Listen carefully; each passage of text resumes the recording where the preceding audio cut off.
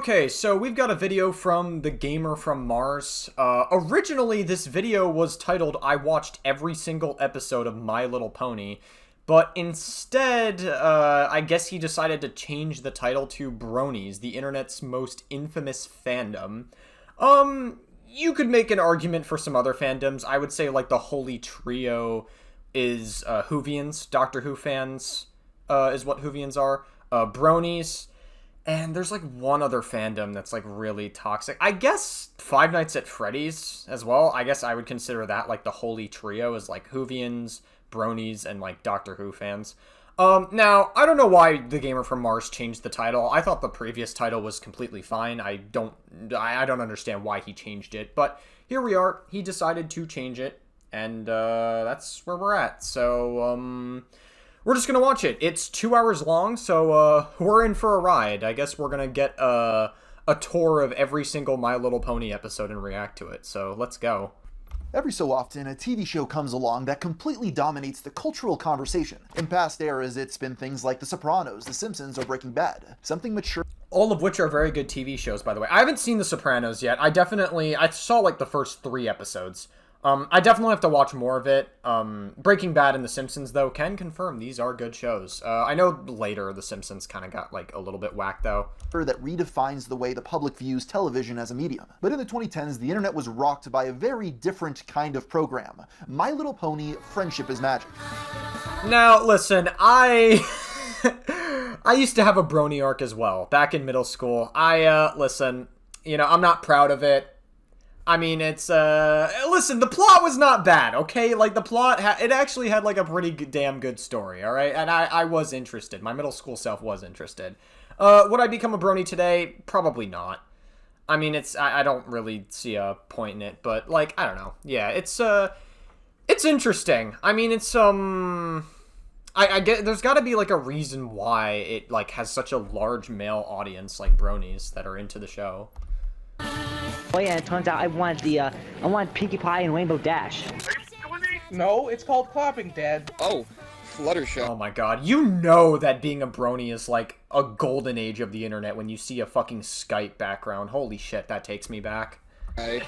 Gentlemen, onward. While half the web was infatuated with this show, the other half was simply left scratching their heads, wondering why so many grown adult men who called themselves Bronies had become obsessed with a cartoon designed to sell toys to little girls. Yeah, I mean, like, listen, I get the appeal, and I know people are gonna be like, oh, well, people who like My Little Pony are pedophiles. Maybe some of them are, but, like, there were legitimate Bronies who just enjoyed the show and liked the plot, and it had good characters, actually. I'm not gonna lie, like, a lot of the characters are pretty good. I think one of my favorite characters, I'm trying to think off the top of my head, back when I used to watch the show. Oh, man, probably... I did like Twilight Sparkle a lot, actually. Which is like the main character of the show. That's like the main protagonist. I did like Twilight Sparkle. If I had to pick someone other than that, probably Rainbow Dash or Rarity, I would say, were some of my other favorites. As outsiders to the trends, me and my team decided to sit down and actually watch through the show in order to figure out why exactly it caught on the way it did, and also why you don't hear much about it a decade later. Alright, this ought to be good. This is the story of MLP FIM, the birthplace of the Brony fandom, and how it all devolved into a cesspool of drama and degeneracy. But while oh boy. I was watching the series, I needed something tasty to eat, which brings us to today's sponsor, Factor Meals. Hell yeah, Simo's sponsor.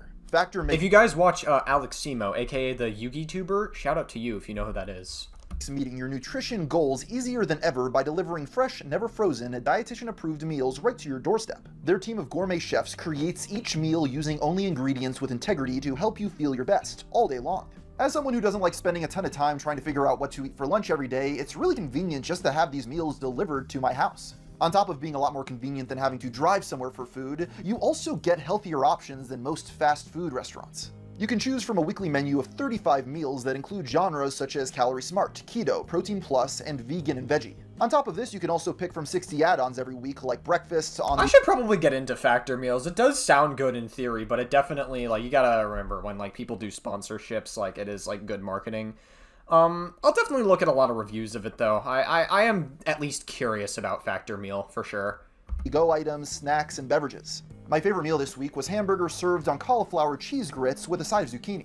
I know it sounds strange, but it was actually extremely delicious, and this is a service that allows me to try new types of meal combinations. Head to factor75.com or click the link below and use code GFMFB50 to get 50% off plus free breakfast for 1 year. That's code GFMFB50 at factor75.com to get 50% off plus free breakfast for 1 year. Alright guys, well, because we're reacting to this video, hey, you guys know the drill. If you're into Factor Meal, use code GFMFB50 for Gamer from Mars's meal. It's 50% off as well. 50% is huge.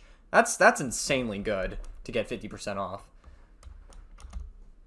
My Little Pony was a brand that existed since 1982, started by the toy company Hasbro following the success of their product My Pretty Pony. Like most toy lines from the 80s, MLP was given an animated series in order to cross-promote the products to children. I did hear about this show, by the way. I used to have, back when I went in middle school, I had like a therapist or a psychologist or whoever who had the toys of this specific show. Not the new My Little Pony, but like this one, the original, like, I think it was in the 90s specifically. It might have been the 80s, but it was either the 80s or the 90s. It was this animated show. It wasn't that popular back in the day from what I remember. I don't think like a lot of people caught on to it as much. Definitely the newer version got a lot more popular than the older version, but it's still interesting that there was a predecessor to it. For most of its existence, the brand was viewed as nothing more than a bit of cheap fluff without any real artistic merit. That's why it came as such a shock when, in the late 2000s, it was announced that animation veteran Lauren Faust, best known for her work on beloved shows like Foster's Home for Imaginary Friends and the Powerpuff Girls, had been... Oh, wow. Lauren Faust has quite a fucking resume. Jesus Christ, she's a legend. Wow. ...hired to create a new pony cartoon. Faust had initially approached Hasbro to pitch an original concept called Milky Way and the Galaxy Girls. But they asked her instead to headline a new My Little Pony show following the then recent success of Michael Bay's Transformers. They also wanted the show to air on their new network, The Hub, not that one. I fucking hope it's not the Pornhub of My Little Pony. I'm sure that exists, though, if you looked hard enough for it. Which is a little bit strange, I'm not gonna lie, if people are into that sort of thing, but... okay, yeah, very, very, very strange. A rebranding of the Discovery Kids that they were co-owners of. Lauren admitted that she was initially hesitant to take the job. Even though she had been an MLP fan since childhood, she was concerned that the widespread cultural image of the original cartoon would be impossible to escape from. As she wrote in an article around the beginning of her iteration's airing, shows based on girls' toys always left a bad taste in my mouth, even when I was a child. They did not reflect the way I played with my toys. I assigned my ponies and my strawberry shortcake dolls distinctive personalities and sent them on epic adventures to save the world. On TV, though, I couldn't tell one girl character from another, and they just had endless tea parties, giggled over nothing, and defeated villains by either sharing with them or crying, which miraculously inspired the villain to turn nice. Even to my 7-year-old self, these shows made no sense and couldn't keep my interest. Despite her reservations, her design... That's interesting. I mean, I haven't watched the old show. I watched a lot of the newer show. So I wouldn't be able to confirm that about the older show specifically. I know the older show wasn't as popular as the newer one, though. Desire to create a female-led animated series and Hasbro's assurance that they shared similar goals convinced Faust that this was the right job for her. Development for the show came together quickly as Lauren was given the freedom to hire a team of artists and writers largely composed of people she had worked with on previous projects. In fact, considering how protective these big companies tend to be of their IP, she was given a surprising amount of creative leeway in most stages of production. The personalities for the ponies were not dictated by the brand, and were instead decided by how Lauren remembered characterizing them when she played with the toys as a child. That's a really interesting way to go about it. So you're not really basing it from the source material, you're doing it based on like your own vision. And it turns out Lauren Faust had a pretty good vision. I mean, like I said, she's worked on a lot of shows like Powerpuff Girls and what was it? Foster's Home with Imaginary Friends. I don't know why I had a blank there, but I'm like, damn, you've got quite a fucking resume on you. Lauren Faust is pretty legendary, all things considered. It seems that Hasbro's billion-dollar win of handing over the reins of Transformers to Michael Bay gave them the confidence here to do the same for MLP. I never got into Transformers. I really need to watch the original Transformers. The original, like, one thing I really love about the original is the soundtrack. The soundtrack of, it was the 80s movie specifically. I think it was the 80s movie, like, and the soundtrack is just, like, so, like, 80s vibes. It's really cool. It's very sick. I definitely would love to watch the original Transformers when I get the chance. an accomplished creative mind and allow her to do what she felt best to reinvigorate a stagnant IP. There were certain places where Lauren's team received pushback, though. Her goal was to take My Little Pony in a more action and adventure-oriented direction, but the censors worried that anything too intense might scare off the intended audience of young children. Here's what she had to say during a later interview with the fan site Equestria Daily. "We had to figure out how to make the more adventure-y shows compelling and exciting without being scary. It took some extra thought and a combination of careful storytelling, lots of jokes, and appropriate appealing designs." Similarly, there was also worry about seeming mean, and I don't mean cruel or dastardly, I mean slightly rude or mildly insulting. We had educational and informational standards to adhere to, and character behavior that was considered okay in shows I'd worked on previously was suddenly considered inappropriate for children in My Little Pony. That's interesting. Does that mean they, like, changed the, do they call it, like, a code of conduct? Here they call it educational and informational. Yeah, that's what they called it here. So, is that like their version of like some kind of conduct that they have to follow for children specifically? I guess it's interesting because I remember growing up on shows like Drake and Josh and a bunch of shows. A lot of Dan Schneider shows had a lot of innuendo in them, like sexual innuendos that a lot of kids would be exposed to. And it is what it is. Like, it happened. It's interesting when shows add, like, an adult joke that only the adults would get, but not the children. Then once the children grow up and they watch the show again, they look back at it, they're like, oh, yeah, that's what the joke means. That kind of thing does happen a lot more than we realize. I think it's important to understand that.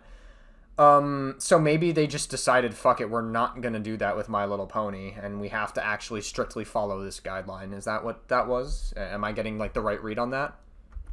It was tough to find humor and create character conflict without these very constricting boundaries. After a fast-paced pre-production, My Little Pony's fourth generation, Friendship is Magic, premiered on October 10th, 2010. That just leaves one question. Was it any good? Well, going forward, I'll be going in depth on my watch-through of the entire 221-episode series. The entire 221 episodes. Alright, let's see what we've got. But for the sake of everyone's sanity, I'll only be highlighting the most notable episodes in regards to lore progression, or those that left a lasting impact on the series' fanbase, whether for good or bad reasons. So with that out of the way, let's begin with the pilot. It needs to be Alright, let's see what we have. about 20% cooler. The debut episode, aptly titled Friendship is Magic Part 1, begins with a brief lore dump about the history of Equestria, the show's setting. 1,000 years ago, princess sisters Celestia and Luna both ruled together, with the former representing the day and the latter representing the night. But Luna grew jealous that the ponies seemed to love her siblings more than her. This jealousy eventually consumed her, transforming Luna into the evil entity Nightmare Moon. Left with no other option, Celestia was forced to trap her sister within the moon using 6 magical relics called the Elements of Harmony. We next flash forward to modern... Oh yeah, and the Elements of Harmony all represent each My Little Pony character. How cute. How, I could see where the writing is leading to. Listen, it's been a while since I've seen the show, so I've forgotten a lot of it at this point. But, I can already just see, like, based on, like, I've written stories before. I actually am a writer, during my hobby time, so I can see where some of this writing, tends to go. Day where we meet our protagonist, Twilight Sparkle, a studious young unicorn living in Equestria's capital city of Canterlot. When she begins to notice troubling signs that Nightmare Moon could be returning, she brings this information to her mentor, Princess Celestia. But the monarch has other concerns, instead sending Twilight to the town of Ponyville to help prepare for the annual Summer Sun celebration.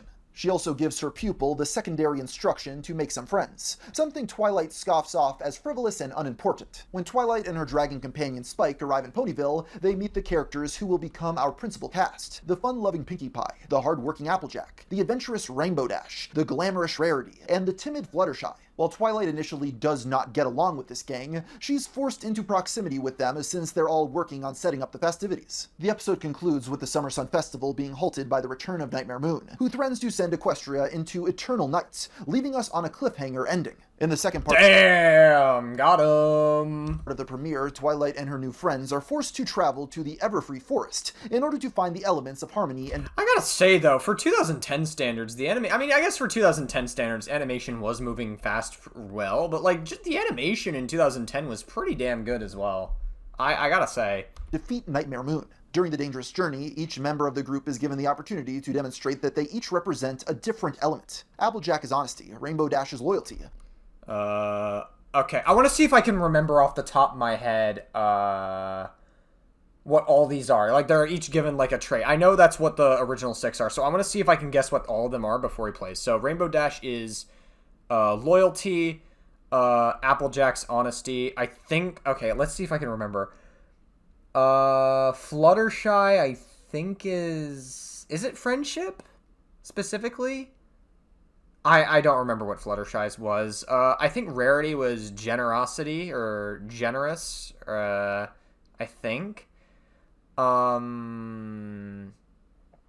Twilight Sparkle is... I don't know what Twilight Sparkles is. What was the other one? Oh, Pinkie Pie is... I don't fucking remember. I that's as much as I remember. I think Rarity was generosity, and I think Fluttershy is something about friendship. I don't know. I forgot the rest. Fluttershy is kindness. Oh, kindness. Got it.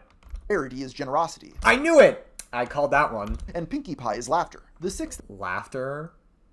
That's a weird one to have. I would have never been able to guess that one. and final element is kept a mystery until the end. The ponies eventually reach the tower where they find the magical items, only to be confronted by Nightmare Moon. Twilight abandons her new group in order to confront the villain alone, and the relics are destroyed as a result. When the group comes to her aid though, Twilight realizes that the elements are still alive and well within them. She becomes the 6th element, magic, and together they defeat Nightmare Moon. They also receive fancy new jewelry in the process, which I'm sure sold a lot of toys. The story Probably. I mean, there's a lot of gooners out there. I'm just kidding. No, but like still, like there probably are. Actually, like now that I think about it, but I guess there are like legitimate bronies and like people who are like, oh hey, this is cool, I'll buy this. This is good merch to have. With the evil entity turning back into Luna. She and Celestia forgive one another, and the sisters agree to once again rule Equestria together. As for Twilight, she and Spike decide to remain in Ponyville with their new friends rather than return to Canterlot, establishing the status quo moving forward. Are you excited? Because I'm excited. I've never been so excited. Well, except for the time that went, but I mean, real. The public response to My Little Pony Friendship is Magic's 2-part pilot was swift, although not entirely positive. Kathleen Richter, a writer for Miss Magazine, criticized the show with some strange reasoning in an article titled, My Little Homophobic, Racist, Smart-Shaming Pony. Oh, no! Damn! This is gonna be a good think piece. Let me tell you. You know that, when you have a very sensationalist title like that, that basically has almost nothing to do with the show whatsoever. Yeah, this ought to be good. I showed the video to fellow Miss Intern/blogger Kyle and asked, what's wrong with this picture? He responded, there aren't any black ponies. Why aren't there any brothers on the wall? Damn, you're right. I guess one way you could tell that if the pony is black is if their penis is large. That's like one way you could tell, is you could like literally look at the size of their penis and be like, this pony's not black. They don't got any black in them. So, hey, listen, man.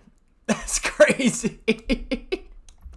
I had originally assumed that the purple ponies were supposed to represent black ponies, but he was right. The ponies don't seem very racially diverse. That's so funny. What the fuck? How do you, on the real though, like on a serious note, how do you make ponies racially diverse? What? I thought technically they already were. They were like different colors. You got pink ponies, you got black ponies, you got white ponies, you got purple ponies.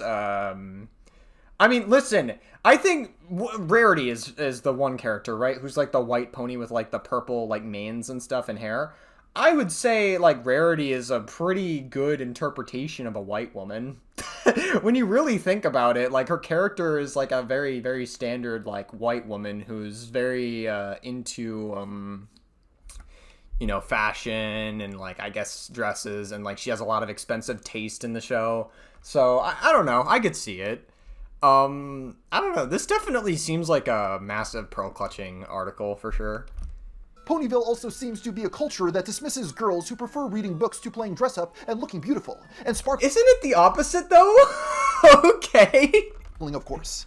There were also people from the online animation community who weren't happy about it either. Shortly after the airing, an article was posted to the website Cartoon Brew decrying both My Little Pony and the Hub Network as a whole as the end of The Hub. creator-driven They're crying on Pornhub, mainly because they're seeing their girlfriend get fucked by somebody else on the Hub. TV animation. It argued that someone as prolific as Lauren Faust working on a show based on a toy line, airing on a network owned by Hasbro themselves, meant that the artistic integrity was effectively dead. This article quickly spread across the internet, but probably not for the reasons intended by its writer. Most of the people who read it firmly disagreed with his take on the subject. They argued that Friendship is Magic actually proved that creative freedom was thriving, since this reboot took on such a widely different art style and tone than any other My Little Pony cartoon that had come before it, and that Lauren's unique talents were clearly visible on screen. Prior to this, online animation fans had taken notice of Friendship is Magic's early marketing, and appreciated it for what it was. But this article ignited a new kind of passion, the likes of which had never been seen before. Users of 4chan's Comics and Cartoons board quickly flocked to the show's defense, deriding the Cartoon Brew think piece as being reactionary and alarmist. Perhaps out of some combination of irony and genuine love of the show, they began posting about My Little Pony incessantly on the message board. They probably secretly love the show, let's be real. Even the ones who may be like rage baiting or like posting and being like, this show sucks or whatever, or they're gonna like say whatever they think about it, pretending to hate the show, they probably secretly loved it. I have a conspiracy theory that if you really, really hate My Little Pony, like you absolutely hate it, chances are they probably secretly love the show. They're just trying to hide that they like love aspects of the show. It's the same logic as like someone who's gay, and they'll actively, the most gay people you'll meet are actually homophobic. Because they are the most closeted gay people, I'll say. Who haven't came forward about being gay, but they'll hate on other gay people because they don't want to seem gay themselves. It's the same logic. Led to a schism between pony fans and all other 4chaners who had absolutely no interest in watching a show aimed at little girls. Eventually, the mere mention of... Yeah, I mean, that is the target audience, but a large amount of the audience wound up being men who, bronies, which is, hey, listen, there's nothing wrong with being a brony. I had my brony phase once. I just thought it would be interesting. Would I watch the show today? Probably not, for the most part. Maybe if I got, like, a partner who was into My Little Pony, maybe I'd watch it with them, but on my own accord, probably not. That's not to say that I hate the show. I actually, quite the opposite, actually. I think the show is kind of cool. It's a very unique... I would say My Little Pony is like a very unique show, honestly, when you really think about it. It's like a very, very unique... It's unique because it's like the target audience expects one thing. You would think the target audience is one thing, but there's actually a large part of the audience that is men who actually really do like the show and its plot. To get you banned from... I think Vosh would especially love it, but not for the reasons you would think, if you catch my drift. the site. 4chan has always been viewed as a fairly niche and impenetrable community, and due to its ephemeral nature, some early MLP fandom content has been lost to time. However, the exodus of pony fans from the site made it so word of Friendship is Magic could spread further across the internet. They began creating their own online spaces such as PonyChan and the MLP subreddit. Equestria Daily launched in early 2011 and quickly became a cornerstone of the fandom. The blog shared MLP-related news as well as user-submitted creations. As Season 1 continued, the online fanbase grew at an exponential pace. It's unclear when exactly the term was coined, but soon enough adults who enjoyed watching My Little Pony began referring to themselves as Bronies. In MLP's 6th episode, titled Boastbusters, a unicorn named Trixie arrives in Ponyville claiming to be... I remember this character. Yeah, they're like some weird wizard pony, or I guess witch pony, or whatever you would call them. Yeah, no, I remember this character. This character was, kind of neat.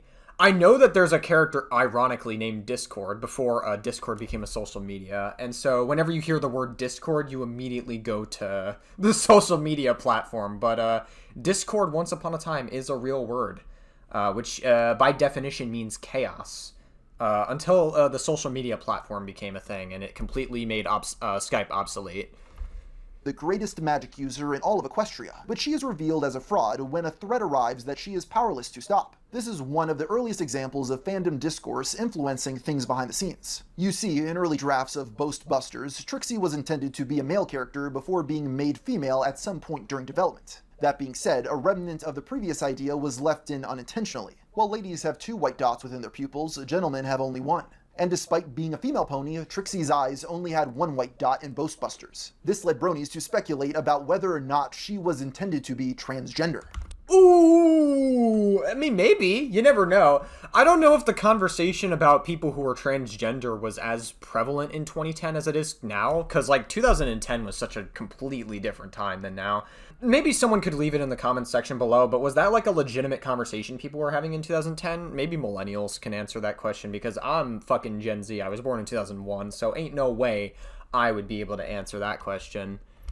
To be clear, Trixie was never stated to be trans in any episode of My Little Pony. In fact, the I dot mistake would be corrected in her future appearances. Regardless, this was still treated as canon by many bronies for years. The fan theory was further validated in 2016, when Lauren tweeted, "For reals, one season 1 character is trans." Interesting. Huh. Wait, so this is 2016. I'm curious to know, was this a retcon by chance, or was the character legitimately trans? I'd be curious to know. I wonder if Lauren Faust made this like a retcon. It's possible, because this was 2016. But maybe Lauren Faust planned it the entire time and then decided, no, we're not going to do it yet. But then I'm going to be like, you know what, we can retcon this. I'd be curious.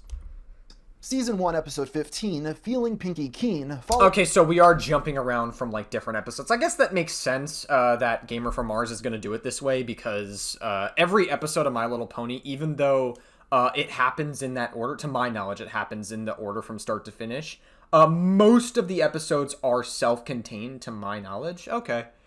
So I guess he's going to pick, like, some of his, like, more favorite episodes, or some of the more ones that are, like, worth talking about for the purposes of this video. Twilight as she attempts to find a logical explanation for Pinkie Pie's ability to predict future events, which she calls her Pinky Sense. But this search for answers only produces... Is it like a Spidey sense? ...more questions, resulting in Twilight being repeatedly injured in an over-the-top cartoonish fashion.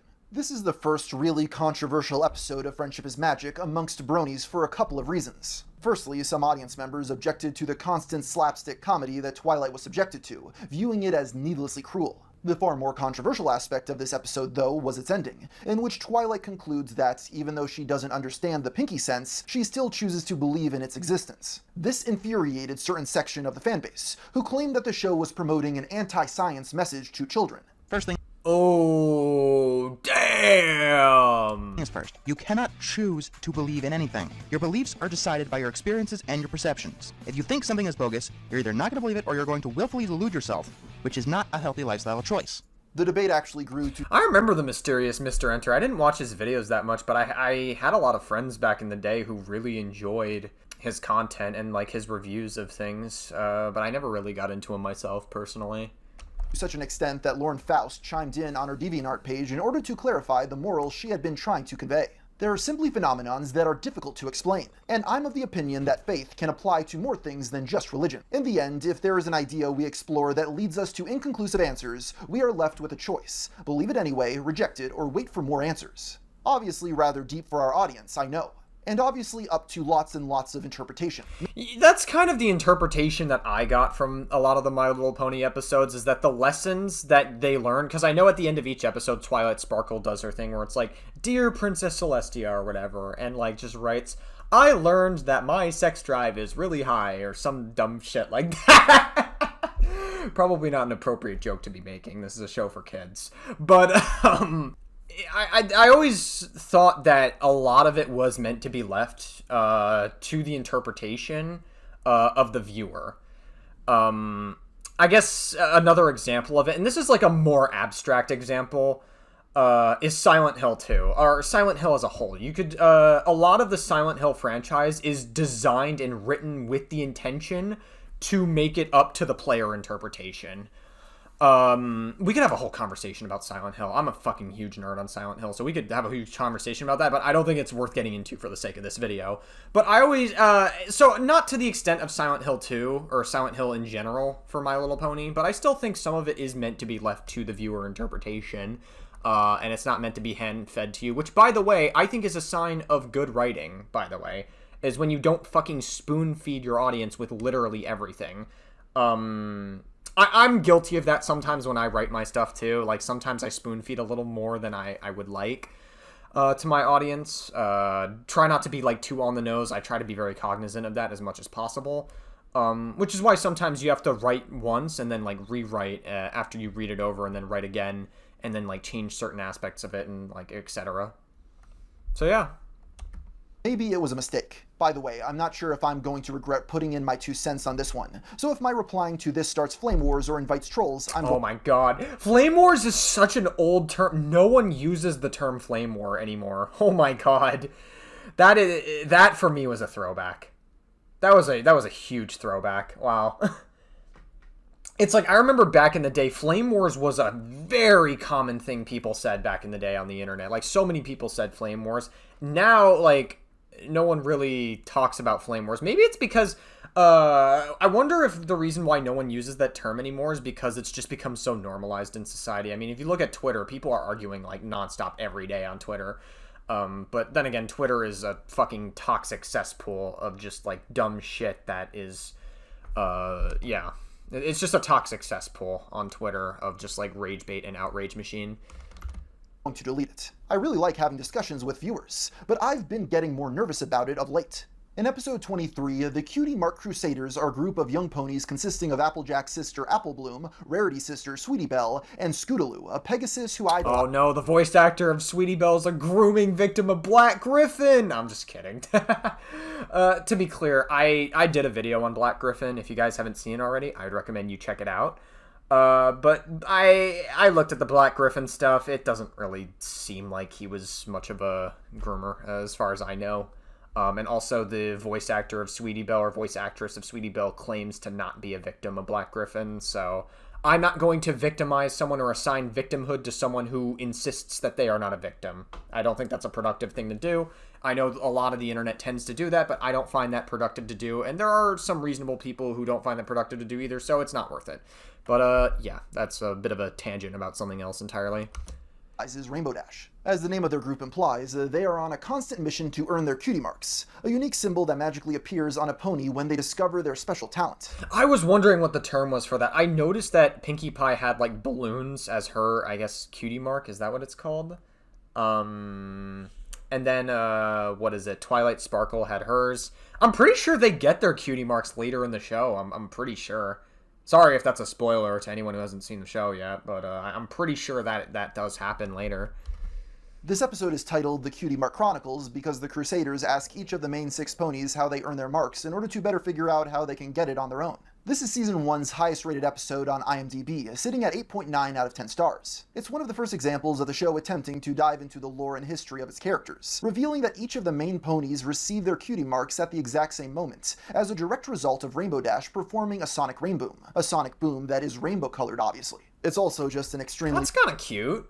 I like the Sonic Rain Boom. That would be a good video game idea, where it's like you have the Sonic Boom and then you can get the upgrade to the Sonic Rain Boom. I don't know, I think aesthetically that would be kind of pleasing to see in like a video game. Well-paced episode of television. One of the biggest issues with MLP's earlier seasons is that the writers seem to occasionally struggle with writing for the large cast, trying to give every character something to do in every episode, which often resulted in the plot stalling for minutes on end. In the Cutie Mark Chronicles, though, each of the main 6 ponies contributes to moving things forward, as they all tell their stories at a swift and natural pace. Episode 25, Party of One, begins with Pinkie Pie throwing a lively birthday party for her pet alligator, Gummy. The main 6 arrive to enjoy the festivities, and Twilight remarks they should party more often.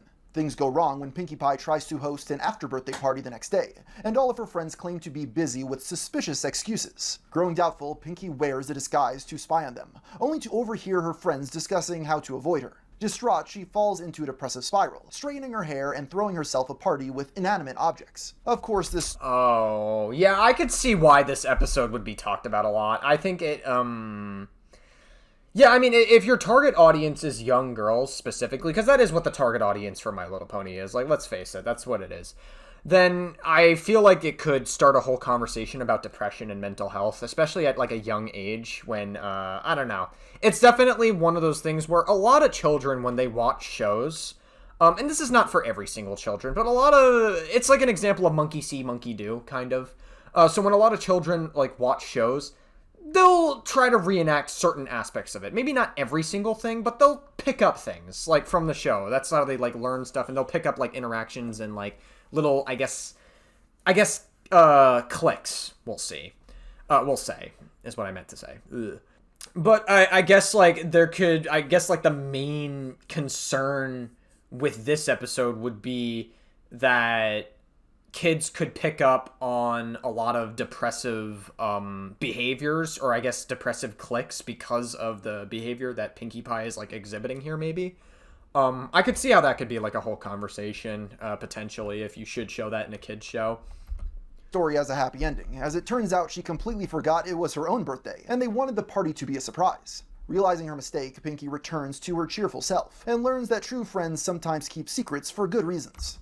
Interesting. I'm curious to know what the reception behind this episode would have been. Because, like, again, I feel like there's still, like, a conversation about depression. Speaking of which, I'm going to use another example. There was a SpongeBob episode that aired, and it was notoriously hated. And I think for good reason, actually. There's a very good reason why. There was an episode where Plankton is very traumatized by whales. He's very terrified of them. And so Mr. Krabs looks at that and goes, oh, okay, you're trying to steal my secret formula? I'm going to traumatize you every single night of your life by using this phobia of whales that you have. So he would put on like a whale costume or whatever to scare Plankton and put him, like, make him feel so uneasy in his life to the point where it drives him to want to commit suicide.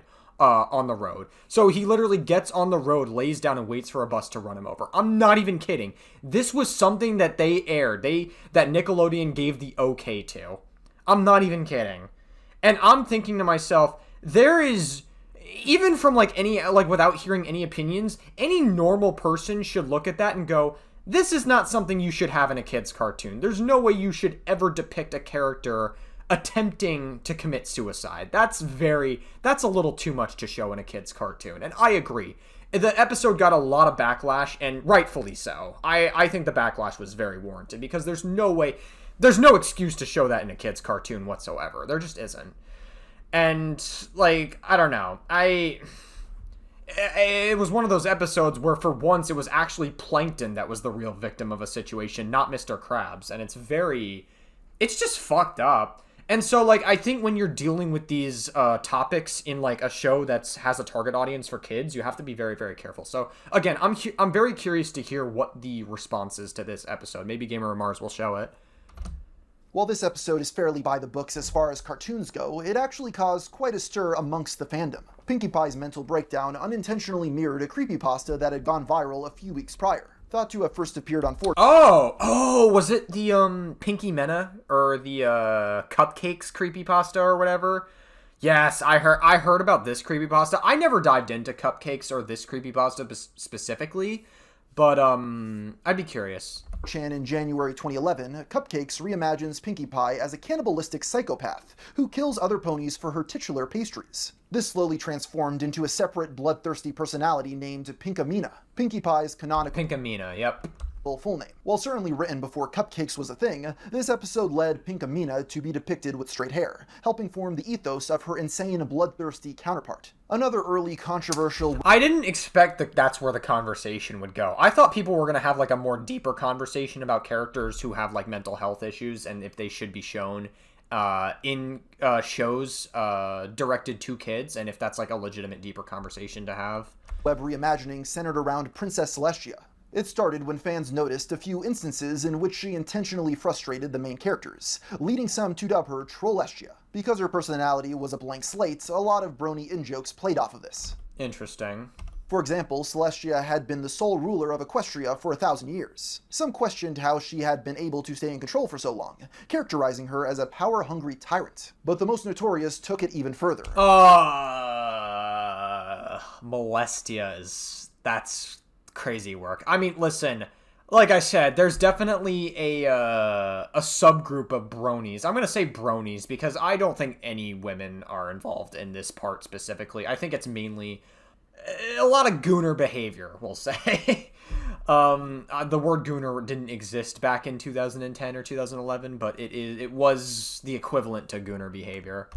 Coining the name Princess Molestia. As you may have guessed, this variant started on 4chan, usually as an offhand... Of course, every degenerate thing starts on 4chan somehow.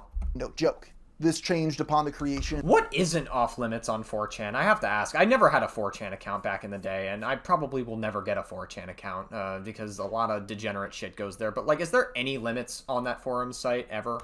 Of a Tumblr blog in the fall of 2011 regarding the meme. It must be understood that on Tumblr, a popular form of role-playing are ask blogs. An author, or sometimes multiple authors, will answer questions in character, with the most popular usually accompanying their post with artwork. That takes us to Ask Princess Molestia, which despite the troll premise clearly... What the fuck am I looking at? What is happening? Bro, can I even, okay, I'm gonna have to probably, I'm not even gonna lie, I actually think I'm gonna censor the entire thing here. I don't think I can, I know Gamer Mars shows it on YouTube, but better safe than sorry. I can't, I don't think I can show what's being depicted here. It's literally Princess Celestia with something in her mouth that looks very suspicious. I don't want to get this YouTube video taken down, so... Listen, I know Gamer Mars is showing it perfectly fine here on his channel, but I think I have to censor it. Better safe than sorry. I'll read what it says, though, just so you guys, like, aren't in the dark. So, Anonymous asks something. Anonymous asked you, specifically, do you regret something? And then someone replied with an artwork of Princess Celestia, or I guess Princess Molestia in this case. I do. It was banished after I banished Nightmare Moon to the moon. Some call me Trollestia, others call me Molestia. I like to call myself Big Sexy. Holy fuck, what am I looking at? I shall allow some of my precious time to answer some peasant questions each week. Worship my ass or be sent to the moon. What the fuck is this? Oh my god. This is fucking insane. This is so bad. It had a lot of time put into its posts. It was created by an artist named I cannot who show raised the this. popularity Holy of this fuck. character. At the blog's height, Okay, we're good. it amassed 70,000 followers. Given this was on Tumblr and most of the jokes centered around assault, the backlash was expected and immediate. A blog named Down with Molestia was made to protest its popularity, organizing mass flagging campaigns. They argued it was simply the latest example of a disturbing culture being promoted in the My Little Pony fanbase. Probably. I mean, I wouldn't doubt that. And if the My Little Pony fanbase has minors, which it definitely is, it's a show dedicated to kids, so inevitably there are going to be minors in your community, you probably should be cracking down a little bit more on this kind of stuff. You obviously can't control every corner of the internet, but like you do have to take some action against it. Ask Molestia survived a few more years, getting shut down for good in 2014. The exact reason for its closure is still unclear. Nicole Oliver, the voice actress of Celestia, had unwittingly... Okay, this I can probably show, but it's still very sexualized. I think I could show this one. It's still very, like, fucking odd. tweeted out an image from the blog, then quickly deleted the post when... Happy Thanksgiving from the UBB. Love it. I guess she deleted it because it was a little too sexual, I imagine. she learned of its source. This fueled speculation. Oh, okay, so it probably was sexualized if she knew of the source. Hasbro became aware of the account and issued a cease and desist. However, there is a post from the blog's final days that implies JJ had been planning to leave anyway. Ask Princess Molestia deactivated shortly after, with its final influence being to popularize the fan interpretation of her sister, Princess Luna, as a gamer. But you know what? I'm getting ahead of myself here, as we haven't even finished talking about the first season. Season 1... Sure. I mean, this is all very, like, fascinating lore. I'm hooked in, Gamer of Mars. You got my attention. ...of My Little Pony Friendship is Magic concludes with the best night ever, as the ponies travel to Canterlot to attend the Grand Galloping Gala, the most prestigious event... The Grand Galloping Gala! Oh my god, I remember this. Holy fuck. I can't believe I remember all of this from my fucking middle school years are finally coming back to me. Jesus fuck. ...all of Equestria. Oh my god, I hate it here. While they all have sky-high expectations for the party, one by one they wind up disappointed. The shindig ends in disaster, and the ponies realize that they never needed a fancy gala to be happy, only their friendship, which was indeed magic. All in all, this was a fairly entertaining story with a standard moral in a season filled with fairly entertaining stories with standard morals. Yeah, like, here's the thing. Like, a lot of the plots were very interesting, the way they were written. I can see why the show got as popular as it did. Like, the first season especially is, like, once you watch that first season, you're like, oh my god, wow, I'm really hooked into the show. Damn. That's not criticism, it's a show made for small children after all. Sure, yeah. So that's pretty much what I and most other audiences would have expected from it. Yet something about Friendship is Magic, from its musical numbers to its simple, colorful style and internet-savvy humor, resonated with its growing adult fanbase. There was an unprecedented amount of fan art, fan fiction, and other works flooding the internet. YouTube saw a wave of pony music videos, also known as PMVs, which synced up clips of the show to music or audio from other television shows and movies. Don't think that me letting you in here is an invitation for any funny stuff. I mean, not that I have a problem with funny stuff. God, I hate that noise. That was alongside... Oh, man, I fucking hate that, like, high-pitched noise. Listen, I have sensitive hearing, so that shit's gonna fucking, like, I just hate that shit. Influx of memes, remixes, and parodies. These only grew larger in scope and quality as time went on.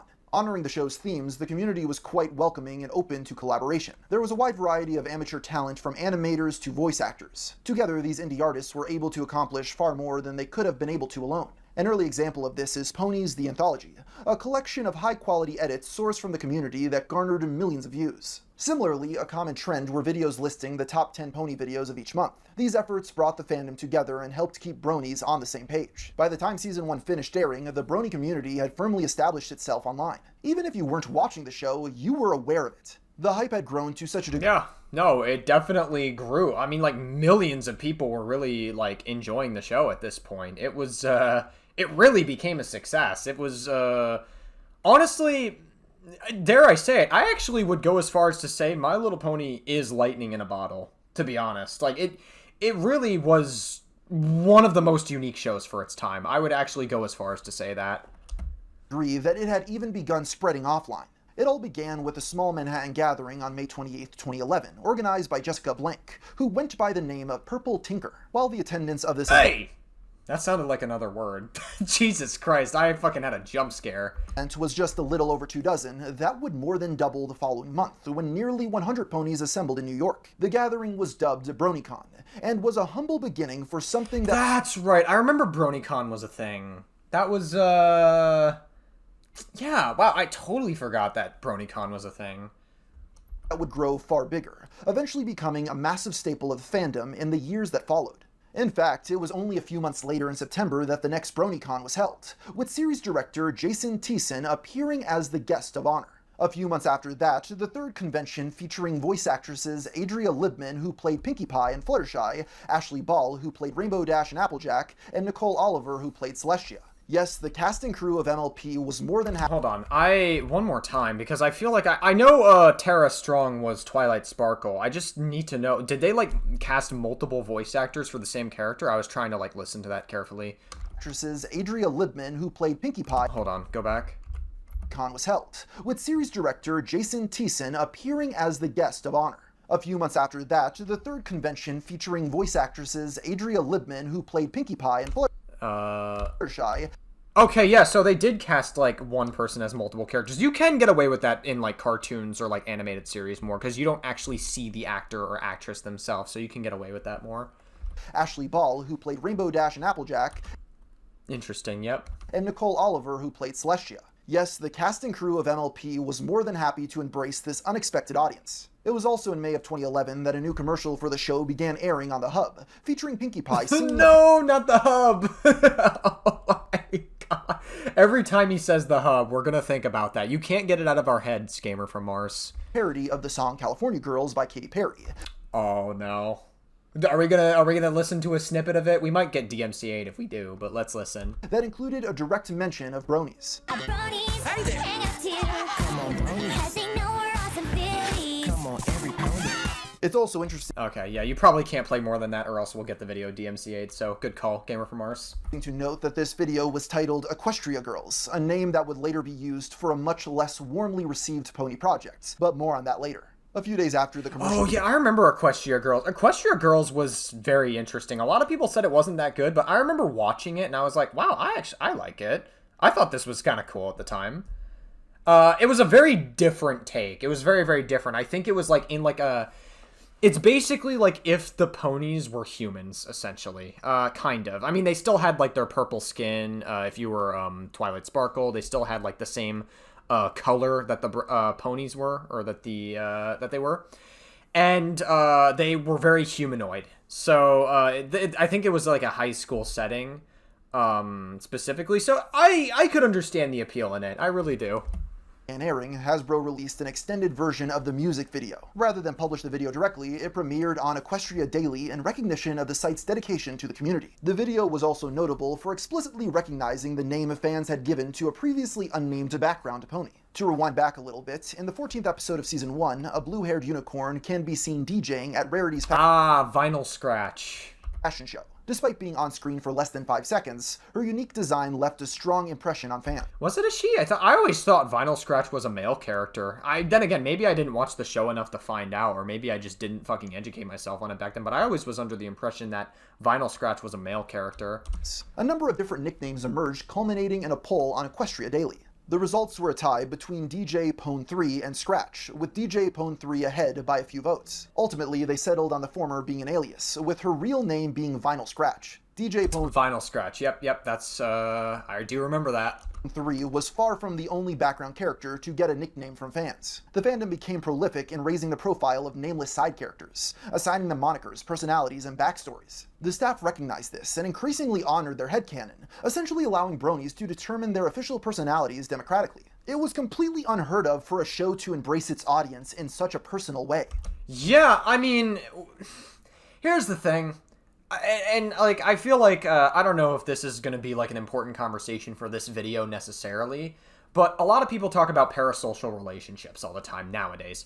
The term parasocial did not exist back then, in 2011, 2010-ish. That's the era that this happened in. We weren't having the conversations about parasocial relationships back then, or at least not the term parasocial to begin with. It could be seen as parasocial now, maybe, but it's very unique for a show to almost play into the audience like that. I don't know if that's going to be like super important conversation that we need to have for this particular thing, but I just feel like it's so interesting to bring up because I feel like if a show did this today, where it plays too hard into the audience headcanon, or it plays too hard into what it is, or like the fandom would play too hard into a lot of this stuff, some people would criticize that as parasocial behavior. I think it's just very interesting to bring up that not a lot of people really thought of it that way back then. But if it was done today, like, people would say, no, you all are parasocial as fuck, and they would get made fun of for it now. So I think it's just very interesting to bring that up specifically. But not all of the post-season 1 updates were positively received. On May 8th, 2011, shortly after the airing of The Best Night Ever, Lauren Faust announced that she would be stepping down as the showrunner for Friendship is Magic. In 2011? Aww. Wait, I thought she was around for a lot later. Didn't she appear in the show way later? I didn't think, to my knowledge, I don't remember her leaving so soon. Various circumstances with the production made it increasingly impossible. Wait, did she post it? She posted this on DeviantArt. Oh my god, that's so funny. This is a fucking DeviantArt post. I just realized. Down as the showrunner for Friendship is Magic. Various circumstances with the production made it increasingly impossible for me to keep up the level of personal creative involvements and control that I had at the start of the series. I don't think I can accurately express how difficult and painful the decision was and still is. She stated she would still act as a consulting producer for Season 2, although that mainly extended to the next few stories. Picking up the baton for her would be writer Megan McCarthy. Megan McCarthy. The name sounds familiar. Who wrote a piece for Equestria Daily assuring fans that Lauren's creative spirit would not be discarded. But anyway, with that, the second season of My Little Pony Friendship is Magic began airing on September 17th, 2011 under new leadership, as online popularity continued to grow. Good luck, everyone! Ah, there's Discord. Mr. Discord mod. This is what every, like, I think Discord is what you would call a chimera. Which in mythology, chimera is an animal with, multiple heads of different animals. So I think this is like the head of a goat, I believe. The paw of a bear, and I think the arm of an eagle, I believe. And obviously chimeras can be in like any different number of things. You could have like the head of a bear, the head of a tiger, the head of a snake or something. Like chimeras can be like any number of things. So, yeah. Pony! Before we go any further, I have a confession to make. I had already watched Season 1 of Friendship is Magic shortly after it came out in 2010. Ha! He's in his brony era. I fucking knew it, GamerMars. You were a brony this entire time. I knew it, dude. I heard of people ironically watching the show when it was released, and as I was browsing Netflix streaming on my Nintendo Wii one night, I stumbled upon the show and figured I'd watch an episode to learn the names of the ponies to get in on the trolling. But I was surprised by how entertaining it was. That's how it always starts. This is literally, the story that GamerMars is telling resonates with me so much because that's how it always starts. You always hear like, oh my god, men are interested in this show that's dedicated to younger girls or that are dedicated to girls that like don't like the show or whatever, or that are into the show, you think to yourself, what the fuck is the big deal with this show? Like, why do people enjoy it so much? And so one day, because all my friends were into it at one point, I was like, all right, fuck it, I'm just gonna watch it. I'm gonna see what this is. I'm gonna actually like watch and like get in on what the show is supposed to be. So I watched an episode and I was like, oh my god, this is actually really fucking entertaining and the story is good. And you want to know what happens in the story, so it gets you hooked. I'm telling you, this is how it always happens. This is how it always fucking happens. And ended up binge watching the entire first season. I vividly remember my father walking into the room with a look of disgust on his face, seeing... Listen, man, like, I don't know. I never opened up to my parents about watching this show as much. I think my mom suspected it. I always had a theory that, like, she suspected I was into the show, but then I never really talked about it much because, like, obviously it's what some would call taboo a bit. Like, I totally get it. What I was watching, with that response still etched into my brain over a decade later. While I thought it was a funny troll at the time, the more I saw unironically unhinged degenerate bronies on my internet feed, I decided to tap out after the first season. That's fair enough. Like I said, like any fandom, whether it's FNAF, whether it's Undertale, whether it's, I guess, is Stanley Parable one of them? I thought Stanley Parable might have been one of them. Maybe not to that tier. Whovians, like a lot of really large fandoms to this magnitude tend to get very toxic, and there can be a lot of degeneracy with them, so I get tapping out. There is a reason I bring up this anecdote, though. An undiscussed part of MLP's rise to popularity was its availability on the now streaming giant. If the show had premiered only a few years earlier, it would have released on an... Oh no, the hub! Oh no!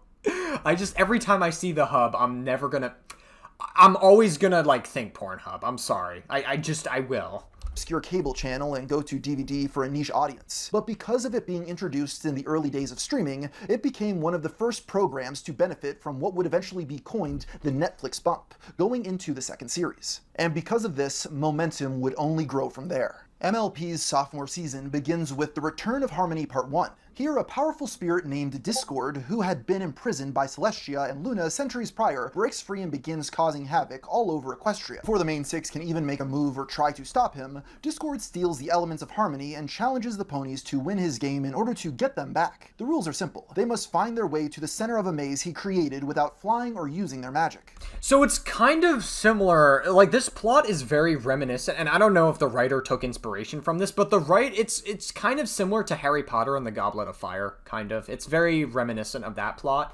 I don't know, like, obviously there are some massive differences. It's not like an actual, like, legitimate, like, game with, like, the high stakes that Goblet of Fire introduced specifically, but I do remember that being, like, part of, kind of, like, reminiscent of this episode. As the ponies traverse this labyrinth, Discord manipulates them one by one, corrupting their minds and turning the friends against each other. Eventually, he tricks Rainbow Dash into flying away, causing our heroes to lose the game, resulting in a cliffhanger ending. The return of Harmony marks a notable tonal shift for Friendship as Magic. While I hesitate to call it dark, it certainly feels like it has a bit more of an edge to it than anything found in Season 1. A large part of that comes from the story's villain. While most of what Discord does can at worst be described as mischief, seeing the glee in which he tears down the strong friendships of the main six does serve to give him a more sinister energy. I also think it's an interesting villain to have because the whole theme of the show is friendship and, like, sticking together with your friends and being loyal to your friends. That's, like, one of the biggest, like, core elements of MLP. And so having this character whose main goal is to, like, completely disparage that, I think I used the word disparage correctly. Let me look it up. Regard or represent as being little worth. So, kind of. I guess disparage their friendships. Yeah, I guess I kind of used that word correctly. Okay. As I was saying, having a character whose main goal is to separate the friendship entirely between the main cast of characters is interesting. I think that's a really, like, neat idea. With elements like this, maybe my father can begin to understand why adults like this show too. Oh man, wait, oh no, is that your dad? Is that him? Discord is voiced by actor John... No, that's not his dad. Damn, I guess he wishes that was his dad. He's not a bad looking dude. I could see it. He's not a bad looking dude. Like, he definitely aged pretty well, yeah, we could say. Lancy, who is best known for playing a very similar character named Q on Star Trek The Next Generation. Oh my god! Holy shit! Oh, I didn't know that. Listen, Trekkies was another fandom, by the way. That's another fandom I completely forgot about. It's so interesting that Trekkies, Bronies, and MLP, like, all these toxic fandoms have a lot of overlap with the voice actors as well. But what I was going to say was personally, my thoughts on Star Trek, I like the original series. The original series is always going to be superior to anything else. It's very hard to top how fantastic the original series was. Could it be nostalgia bias for me and a lot of boomers, maybe? Sure, probably. I'm sure that plays some level into how they feel about the show. But then again, like, the show talked about a lot of really, like, interesting concepts. Next Generation was the show that the character Q was on. Q was an interesting character. He was, like, a reoccurring, I guess, rival or antagonist to Jean-Luc Picard. And he often, like, played a lot of tricks specifically. It seems like this actor plays a lot of characters that, like, plays tricks on, like, the main cast. It seems like that's, like, his, like, main niche. Did he, like, maybe typecast himself into that role?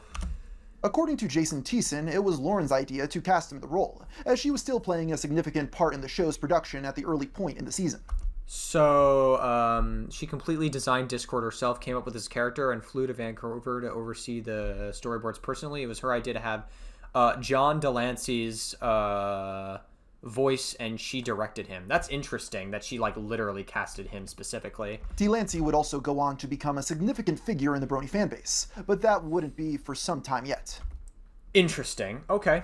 The second part of this story arc begins with Twilight recovering the elements of Harmony after realizing they had never been hidden in the maze at all. She then reminds her friends of who they once were, freeing them from Discord's corruption and allowing them to seal him away in a statue once again. It also holds the distinction of being premiered live at the second ever BronyCon by Jason Thiessen himself, the first episode to achieve that honor. Hype for Season 2 had already hit a fever pitch, and the MLP crew was eager to continue engaging with this unexpected fanbase. All the way back in the very beginning of Season 1, viewers noticed a background pony who... Derpy Hooves. I remember this character. There's a lot of background characters that people like to add a lot of headcanons to. It seems to be... It really goes to show how, like, the fan base really, like... They were really into this show. I'm curious. I'm not gonna, like, see ahead. So we've got Brony Culture Season 3, Equestria Girls and Parodies Season 4, Brony Degenerates Season 6, MLPLL Season 7, MLP the Movie Season 8, The Conspiracy Season 9, The Aftermath, and the future of MLP. Okay, yeah, no, cool. We've got a lot to get through. Due to an animation error, appeared to have her eyes crossed. They instantly fell in love with the character based solely on... Wait, I actually didn't know that was an accident. I always thought Derpy Hooves having their eyes, like, crossed like that, I always thought that was intentional, but I did not know that was an animation error, and I guess they just, said, fuck it, that's, like, the character now. That's what we've got. that one detail, giving her the name Derpy Hooves. She soon became a staple of the Brony meme culture. Again, like, you know that this took place such a long time ago when all these old internet terms become part of, like, the show.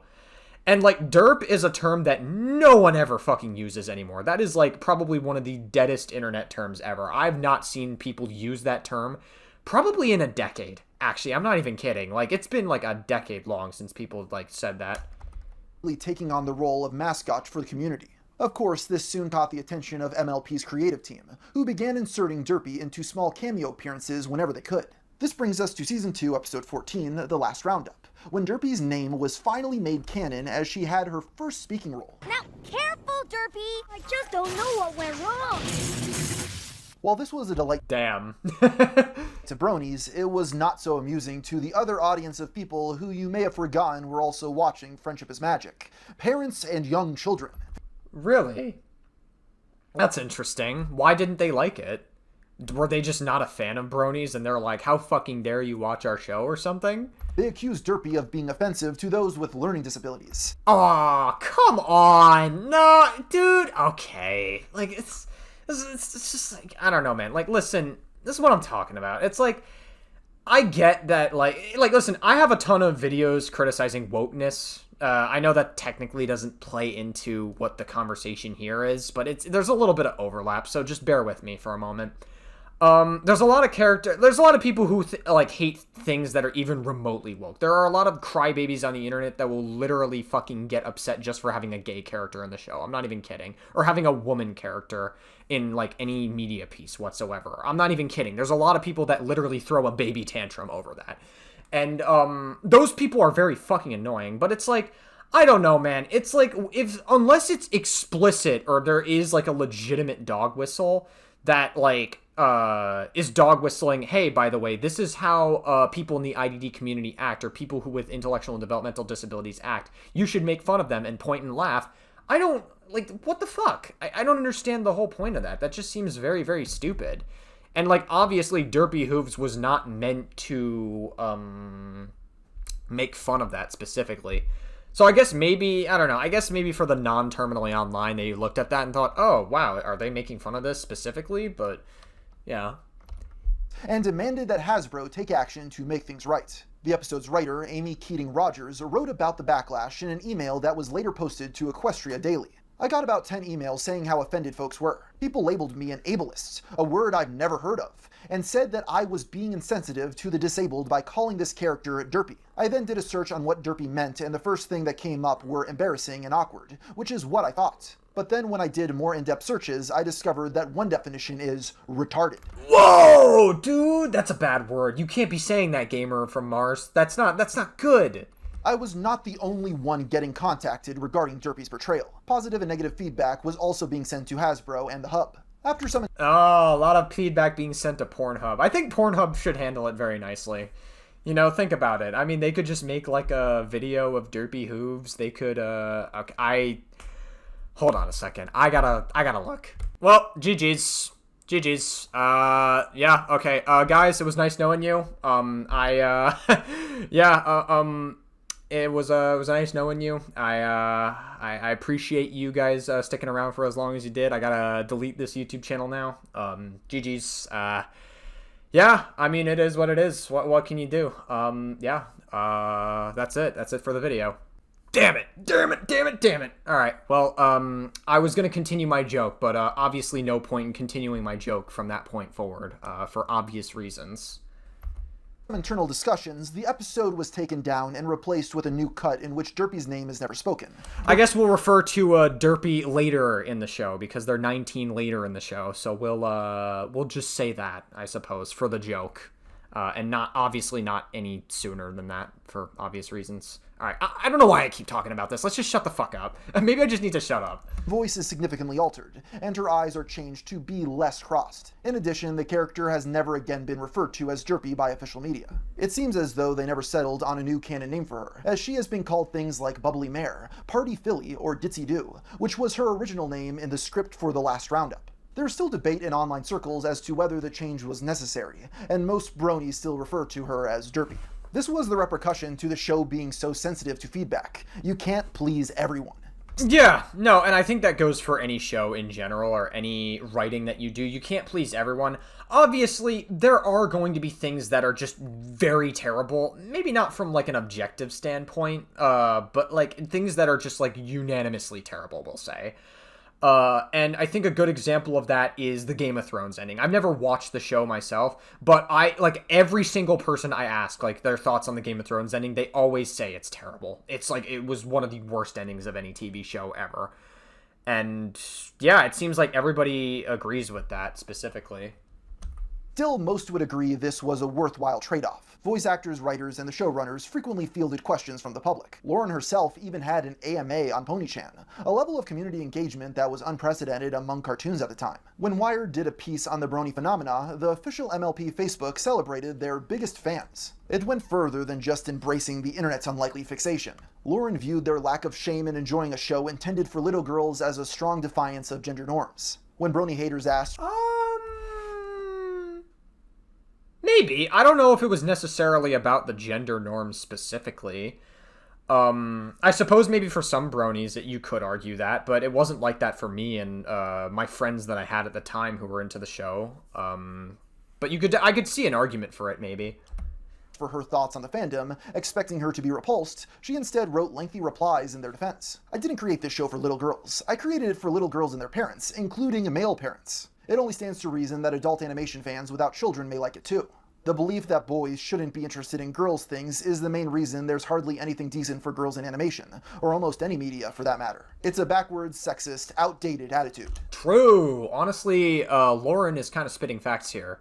It was also during this period as some of the most influential Brony musicians emerged. What must be understood is how pivotal the show's music was to its success. Daniel Ingram, Friendship is Magic's composer, was responsible for making the sequences more Broadway and cinematic. Songs like Winter Wrap-Up would inspire remixes from artists like The Living Tombstone, who was most— Oh my god, The Living Tombstone. Bro, god damn it, Black Griffin. You always come back to this lore every single time, Black Griffin. Why? Why, man? well known. Maybe Black Griffin would have been better off grooming kids. I don't know. I'm just kidding. Black Griffin's not a groomer, just to be clear. I have to make that very clear that that was a joke. That was a joke. I don't think Black Griffin is a groomer. Based on what I've seen, to my knowledge, I don't think he is. So, chill out, please. Don't sue me. Nowadays for songs about Five Nights at Freddy's, but people forget that he actually got his start in the Brony community. Vocals for many of the most popular remixes were provided by artists like Alex S., Mike the Microphone, and of course, Eurobeat Brony, who made a song dedicated to the fan-favorite villain Discord. The Living Tombstone's remix of this track now sits at over 83 million views. According to the Rolling Stone magazine, who interviewed Ingram, numerous tracks by Brony musicians were rivaling those of label-signed musicians. It's hard to understate how pivotal the fandom itself was to getting new people into the show. You couldn't go anywhere online without seeing pony reaction images, or Brony speak, which is when people would say every pony, bro hoof, and things like that. The phrase 20% cooler, said by Rainbow Dash in the Season 1 episode Suited for Success, is a famous example of Brony speak transcending into a widespread meme. Just hold on a second. I remember there's this YouTuber I used to watch, Big Mac Davis, and obviously Big Mac Davis is a brony because his main, like, I guess OC we'll call him, his original character, for those of you who don't know what that means, his profile picture was of a pony, like a custom pony character that was red. And Big Mac Davis, his main, like, content was doing walkthroughs of old Doom games, like 100% walkthroughs. And I always thought there was something very interesting about Big Mac Davis's videos, where he does like an 100% walkthrough on videos. So I thought it was very interesting to see Big Mac Davis talk about these issues. And I don't know. I think there was one part in his video where he said, my walkthroughs are 20% cooler. Is that where he got it from? Is this, like, the place where he got it from? I didn't know that was where it was originally from, so I guess I learned something new today. 2 months after Season 1 finished airing, Equestria Daily celebrated 20 million pieces of fan art posted. At this point, 4chan had no choice but to lift their pony ban, with the site's founder, Chris Poole, personally apologizing and giving them their very own board. Ponies, we fucked up and turned our back to one of the largest subcultures in 4chan's history. Wait, did he actually say fucked up? Is that, like, the word he used? I don't know. Probably not the best choice of words, considering your audience is full of kids. Just saying, but okay. This was not out of malice, but ignorance. So we're trying to make this right, and give the ponies the home they've deserved from day one. Of course, not everyone was thrilled by this loud, inescapable community. Their overwhelming presence unsurprisingly bred resentment. Bronies received a page on Encyclopedia Dramatica, which tries to answer Oh, no, not Edie. Ugh, fuck Edie, dude. I don't know, man. There's something about Encyclopedia Dramatica that rubs me the wrong way. It's like, it's a very icky site. It's just very edgy and just very icky. Thankfully, I would argue 95% of people don't actually take Encyclopedia Dramatica seriously. A large majority of the audience just sees it as like something that you should never use as a source of information, so thank God for that. Question that many continue to ask to this very day. Why? Most compelling is one post written by an anonymous user on 4chan's Comics and Cartoons board. I think the cuteness and childness appeals to our original innocence, and innocence knows no shame. Ponies are not the beginning either. Beatards have a history of embracing cute and innocent things. What's interesting is this runs parallel to the Beatard reputation for being the most vile, wretched goblins. I think they're connected. Whoa, are you ableist for calling people a goblin? That's insane. I'm just kidding. I don't actually think that. Their innocence is torn from them in childhood, seared out of them in school, and then are cast out into the world to be bachelor frogs. Somewhere deep down they remember what they were. Maybe part of them is still that way. They see ponies, and damn society's gender roles, they like them. Then they fap to them. Okay, incredible stuff. Most of the pony characters are not of age, by the way, just to be clear. I learned that, thankfully, I don't goon to ponies. I never had gooning to ponies in mind to begin with. But I learned that they were not of age during this season. So, yeah, it is what it is. Now that I know, I have to not make gooner jokes about them. So, just, yeah. But then they continue to watch the show because it reminds them of something good and pure they had before the hardness of the world robbed them of it. The important part of this equation is that many of the fans were in fact pleasuring themselves to the ponies. It's not surprising. Like, I definitely know that there's a lot of gooners in the Brony fandom, and I think it's a little weird considering most of them are not of age. Early on in the fandom, when some pointed out that the characters had quite pronounced rears, epitomized in Okay, incredible stuff. memes like, quote, "I want to come inside Rainbow Dash." Incredible. Okay, Jesus fuck. In May of 2012, a plushie of the character Lyra went viral after going on sale at an auction. It was marked as an adult toy with a curious hole placed on it. Oh no, is it a... Oh god. Is it a fucking fleshlight, dude? I'm gonna lose it. The doll I'm actually gonna lose it. We're not even like... I think we're only 25% way of the video, I think. Sold for $704, about $1,000 adjusted for today's inflation. Around this time, My Little Pony became a popular target of Rule 34, the internet's adage that if something exists, there will be explicit images of it. Bronies who enjoyed the show's characters in these special ways were given a new label by the community: cloppers. One extremely dedicated clopper released a blog post at the time revealing that by the summer of 2012, the series had accumulated over 13,000 NSFW images. That is concerning, I'm not gonna lie. The fact that it was that much is... Yeah, that's... I don't have much else to say to that. That's concerning. Track to become the second most perverted series of all time for the genre. I bet you'd like to know what number 1 is, you freak. Throughout the years... Hold on, what? Most perverted series... Hold on, what? Over 13,000 NSFW images. On track to become the second most perverted series of all time for the genre. I bet you'd like to know what number 1 is, you freak. I'll take a guess. Is it... Oh, fuck. Now, I actually am curious now. It's probably something extraordinarily degenerate, but I'm very curious now. When was this post? Since October 2010. Okay, hold on a second. Okay, so, according to Grok, there is no verifiable evidence from the provided references or broader web sources that My Little Pony Friendship is Magic was labeled the second most perverted show in its genre in 2010 or any time after. That's not to say that Gamer from Mars is spreading misinformation necessarily. I'm not accusing him of that. I don't think Gamer Mars is spreading misinformation. I just think that maybe it's from like an obscure source that Gamer Mars might have potentially found. This claim seems to stem from misinformation, fan discussions, or unverified posts like on platforms like us, but no credible source confirms it. Other animated shows include Panty and Stocking and Has Been Hotel, but none directly tie into My Little Pony specifically. I had to look up what Panty and Stocking was. Apparently, this was a show with 2 seasons back in 2010. It was a Japanese anime series. Why the fuck does the main protagonist look so much like Twilight Sparkle? Like, the color scheme is almost identical to her. It's fucking crazy. That being said, this looks like lolicon bait. I don't know, man. Like, just the way it's animated. That's the vibe I get, so, I think that's enough of that. Let's just move on. You'd like to know what number 1 is, you freak. Throughout the years, the rankings of the main 6 in this context were mostly consistent. From least to most popular, Applejack, Rarity, Fluttershy, Pinkie Pie, Rainbow Dash, and in first place, Twilight Sparkle. I'm almost not surprised that this is the list. Yeah, I'm almost not surprised that in this exact order, that's what this is. I guess the only... never mind. I'm not even going to comment on that. Never mind. I was about to comment something, but I'm like, I forgot. Most of these ponies aren't even of age in the show, so... Jumping forward a bit so we don't have to talk about this again, Fluttershy... Thank God. ...rose in the ranks in 2014, reaching 3rd at 7,000 images. By then, the series as a whole had surpassed 60,000 Rule 34 uploads. This was such a big market that a year later, The Hub, yes, the internet one this time, published an article... Oh, like the real Hub. The actual legitimate, Hub.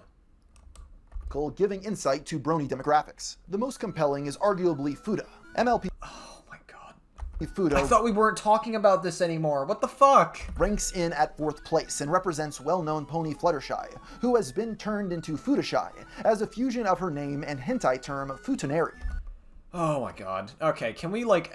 which refers to a character I hope we just move past this so we don't ever have to talk about it. I'm not gonna pause much. I want to get through this. who mostly appears female I'm speeding this up. I'm 2x speeding this so we don't have to talk about this again. but has male genitalia. Now, this might strike some viewers as harsh, but I believe everyone involved in the story should die. The close association between Bronies and Pony Rule 34 art put the wider subculture in a different light. Many would end up taking performative stands against them, stating they gave non-offending Bronies a bad name. The following is an excerpt from the site debate.com titled, "There are worse things than cloppers in the Brony fandom. I, as a Brony, am here to tell you there is nothing worse than a clopper in the Brony fandom. Cloppers take an innocent show and twist it around to strip it of its innocence like a rapist easily strips a woman of her virginity. So no, there is nothing..." Okay, listen, I wouldn't go that far and compare, like, someone who has gooner behavior to ponies, to a rapist. Those are two different extremes. I wouldn't go that far, but it's still very fucking degenerate, and I still see it as very weird, personally, but that's just my opinion. Worse in the fandom than a clopper. They ruin the fandom. They ruin the community's public image, and they think it's funny/normal. In the end, the anti-clopper won 3-0. While it certainly wasn't all Bronies, Bronies speak phrases like wingboner and clopping. It did not help their case. The latter would be the focus of a notorious cringe video titled, "Dad, I'm a Brony." I'm a Brony. Okay, I think we'll slow down the video at this point. I think we got the worst of it's already over. Hopefully it doesn't reappear again later in the video. Hopefully the worst of it's over. Also, the Skype background is really... Dude, the Skype background it's such a throwback, man. With the Windows 7 UI and everything. Man, it takes me back. It takes me back, dude. This was a time to be alive. That's for sure. What the hell is that? I watched My Little Pony, Dad. That's another thing. I kind of watch relating to ponies. Why would you admit this to your dad? Listen, telling your parents that you're a brony is one thing, but telling them that, hey, by the way, Dad, I jack off to ponies from My Little Pony is a whole other ballpark. What? This Oh my god. That's fucking wild. video exploded with the phrase, "It's called clopping, Dad," spammed around the web. While the original has been deleted, re-uploads have since amassed millions of views. 2013 is when the predominance of cringe culture began, spawning an app 2013. I don't think I remember cringe culture being a thing in 2013. Was this actually like a real legitimate thing? appetite for sites like the Cringe channel in the form of best of cringe compilations. As meetups became more frequent for MLP, Bronies quickly generated enough material to get their own dedicated cringe archiving channels. Brony Autism Archives. You would think that this was like an anti-MLP channel just dedicated on hating MLP, but they're secretly bronies themselves, so I don't know. Some of these compilations can run for hours, so I'd like to share just a few of my personal favorites. Over the years, the show had several tie-ins with McDonald's giving out exclusive toys in their Happy Meals. I remember that. Yeah, they were doing a lot of promotional material. I think that went on for years, from 2013 all the way for several years. I have no idea. I think it went on for a while. This isn't unusual anymore in the age of official licensed collectible adult meals. But the way some bronies would respond to not getting their favorite pony in these meals was absurd to say the least. Hang on.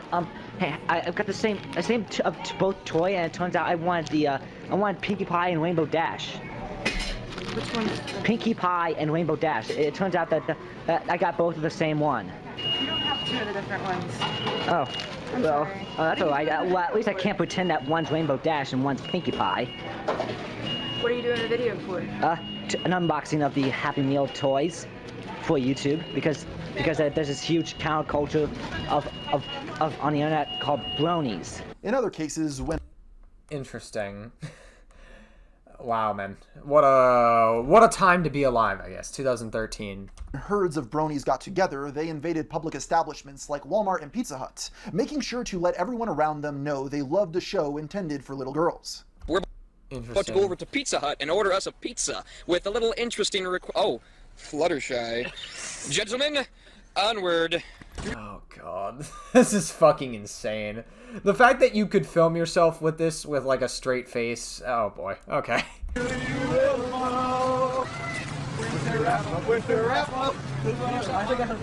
With all that said, That's so weird. this increasingly negative reputation did little to scare off the show's staff from embracing their fans. Tara Strong, the voice of Twilight Sparkle, accepted her role in the fandom, declaring herself the Queen of the Bronies.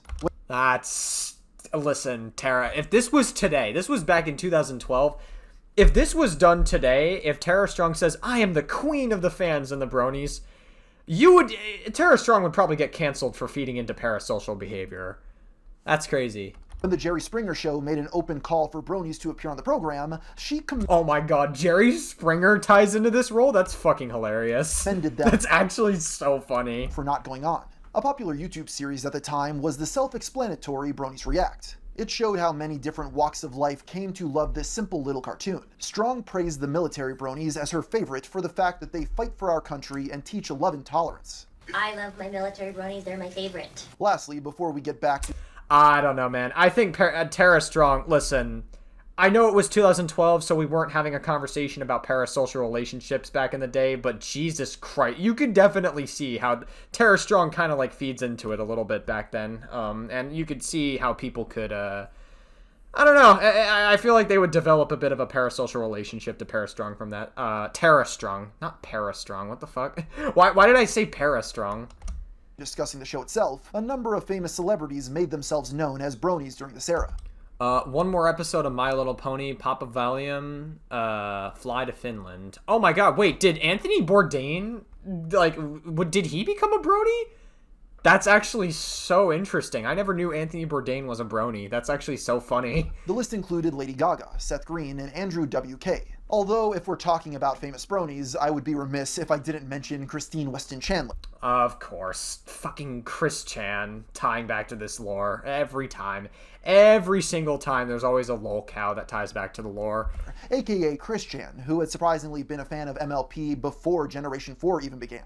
It's clear that there were a lot of unique people watching the show by the time Season 2 was airing. In the first part of the second season's finale, A Canterlot Wedding, the main six are invited to the wedding of Twilight's brother and captain of Celestia's royal guard, Shining Armor. While initially angry that she was not informed earlier that her sibling was getting wed, she calms down when she learns the identity of his bride-to-be, her old babysitter, Princess Cadence. She also discovers that things have been on high alert following an anonymous threat, and Shining Armor has been wearing himself thin and maintaining a magic force field around Canterlot. As the days go by, Twilight becomes more and more skeptical of Cadence's rude behavior, and is confused why nobody else seems to agree with her. After Cadence is successful in turning all of Twilight's friends against her, the princess secretly reveals her true evil nature to our heroine, trapping her in the caverns beneath Canterlot, so the wedding can go off without interruption. The second part picks up right where the first left off, as Twilight discovers the real Cadence imprisoned alongside her. The duo race to escape the caverns before it's too late, and arrive at the ceremony just in time to stop Shining Armor from marrying the imposter. The fake Cadence is revealed to actually be Queen Chrysalis, ruler— Queen Chrysalis? Oh no.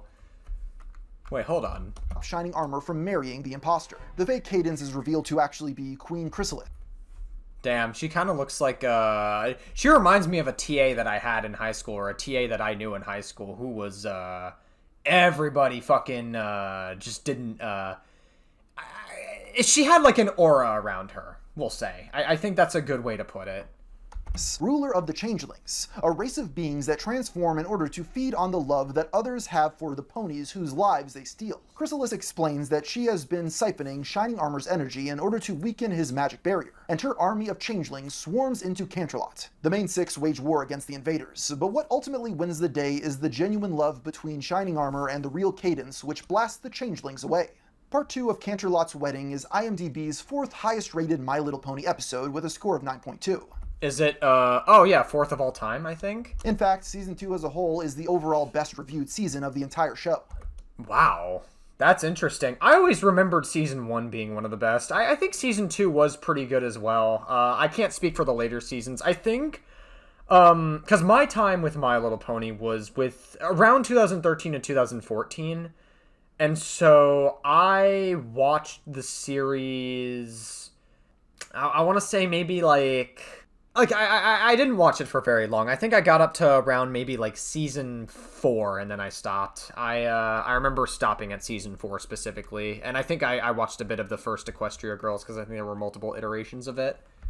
It's interesting to compare it to the previous finale. While the stakes of that episode were about the ponies being disappointed by a party they had been excited for, in Season 2 they must engage in an action-packed battle with the entire fate of Equestria on the line. The priorities of MLP's second season in general seem to have shifted drastically. New villains were being introduced who were actually calculating threats rather than just mindless monsters or simple bullies. We were also being introduced to more of our main characters' family members, and Shining Armor's marriage to Cadence, while minor in the grand scheme of things, still represented a noteworthy status quo shift. It's clear that with the success of Season 1, the team had more creative control and pushed the show in directions that they knew more mature audiences would enjoy. This successfully grew the Brony fandom to a level no one thought was possible. Alright, so I think he's gonna get into... Hold on, actually no, I'll keep playing, sorry. When people first started to ironically watch the show in Season 1 to get it banned on 4chan. In short, the show... That's fucking crazy. It was pretty good. That people were, like, very parasocial in that way. Alright, so he's gonna get into Brony culture. I think I'm gonna pause the video here, because I do have to go to bed. But I will remember this chapter, Brony culture, and we'll be right back, and I'll just edit these two together. So, yeah, I mean, we watched a pretty significant chunk of the video already. So, yeah, I can't wait to watch further. I'll be right back. I'll pause the recording for you guys. All right, we're back the next day. We're picking up right where we left off. This is just me coming back the next day, and we're going to continue with the video. Hopefully, we can finish it in one go. We have, like, an hour and 20 minutes left-ish, so hopefully we can just finish it in one go tonight. Because this is a pretty interesting video, honestly. I really like the history that's, like, built up to this point. Before continuing discussions of the TV series, we need to take a detour for a project that began to pick up traction in the fandom. In the May of 2012, Michael Brockhoff launched the Kickstarter for BronyCon the documentary. Directed by Laurent Malachi, the film would follow a handful of bronies and their journey to the upcoming convention. Interestingly, John DeLancey, the voice of Discord, was an executive producer on the project. Wait, John DeLancey? You mean John DeLancey? Oh my god! You know, listen, we already talked about Q earlier, but this guy was also on Breaking Bad. I just realized this guy was the father of Jane from Breaking Bad. That's actually so funny. This guy's a very good actor. He has quite the portfolio, I'd say. He's a very good actor. He was surprised by the sudden influx of fan mail from bronies, and desired to learn more. The show's creator, as well as the voice actress Tara Strong, were also part of the project as executive producers, with the former offering original artwork as a $3,000 reward. With an asking amount of $60K, the campaign reached 4 times its goal, netting $322,000, most likely due to the fact that this was at the peak of crowdfunding mania when Kickstarter was still a novel concept. This allowed them to expand the project and document European brony conventions such as Galacon and Buck. They shot the film over the summer. I didn't even know that they had European conventions. I thought it was just America, and they did one convention there, and then that was it. I didn't even know that BronyCons were in EU, but I guess that doesn't really surprise me that much. Although the scope grew beyond these conventions. The film became a mix of BronyCon footage and personal stories of individual fans. It captures emotional moments. Interesting. Wait, what does he have in his room? So he has, the Equestria stuff on his wall? A mix of BronyCon footage and personal... Wow. Interesting. He also has, Brony stuff in his background as well. Interesting. That's, he's a huge fan. He's got so much merch. He's got Brony stuff on his wall. He's got, a My Little Pony shirt. Wow. This guy's a huge fan. Stories of individual fans. It captures emotional moments, like a brony's attempt to be accepted by his father. I was very nervous about my dad finding out. He might be thinking that I'm gay, or a man-child or something. Interviews with the people behind the... Yeah, I mean, to be honest, that's kind of relatable. It's again, it's very taboo for a guy to like a show that's primarily targeted for younger girls. But I think that's why I think My Little Pony, culturally speaking, is actually a lot more interesting to talk about than people give it credit for. Show offer insight into the creative side of the series, featuring additional segments animated in the show's style explaining the evolution of the fandom. This change resulted in the film being renamed to Bronies, the extremely unexpected adult fans of My Little Pony. Bronies released digitally in January of 2013. Though initially celebrated by people within the fandom, those outside of the bubble, such as myself, were not as big of a fan. A popular criticism levied by people such as YouTuber Jenny Nicholson was that the tone infantilized... Whoa, you're really tipping the line there, Gamer from Mars. You almost said a gamer word. ...to bronies and ignored any aspects that require critical analysis. The last BronyCon, a fandom autopsy. Hold on, let me just listen to that again. The documentary obviously can't talk about 4chan or the sex stuff or anything that would warrant critical examination. So yeah. Then how do you explain bronies in your big brony documentary? So what they settled on is bronies are a bunch of neurodivergent men who are so... Oh, I'm the stupid one apparently. Jesus fucking Christ, I completely misinterpreted that point entirely. Okay. No, I got it now. Hold on. Alright, yeah. Okay. Interesting. So I had to rewatch that twice. I think I'm going to have to edit out my original take. That just doesn't make sense in the context. We're going to edit that out. Stupid that they need a show for 4-year-olds to teach them genuine lessons about friendship. And that's beautiful, isn't it? Okay, now that I actually understand the point, I think what she's saying is a lot, like, it makes a lot more sense. She's saying that that's what the documentary frames it as. I thought that she was making the criticism of it herself. Just ironically. Okay, I misinterpreted her point. That's my bad. That's my fault. I'm not going to claim that there aren't tons of bronies on the autism spectrum, but what a weird and reductive way to examine that. Yeah, no, I agree. Yeah, that I agree with, sure.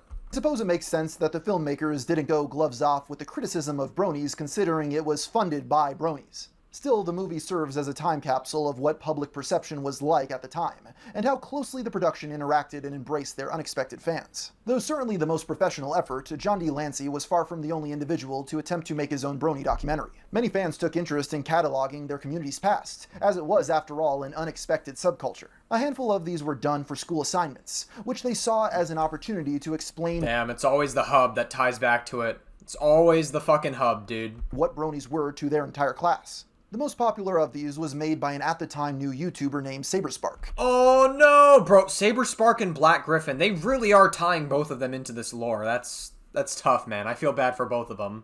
Who created a documentary titled Ballad of the Brony. It was made for his college study of Deviants course, explaining the early fandom and where they came from. This video received 500,000 views, helping establish his eventual prospering online career. But not all instances of Brony public humiliation happened at schools. During a voice actor panel at the inaugural Ever Free Northwest convention in 2012, one particularly socially awkward fan raced to the front of the Q&A line to ask this question first. However, as most of us are aware, there's a darker side to fandom which we know pretty well. To Mrs. Oliver and Miss Libman. Great.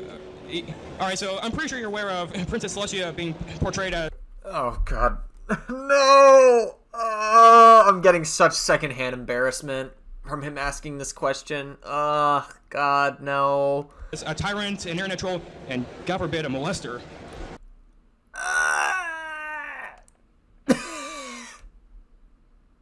This is so awkward.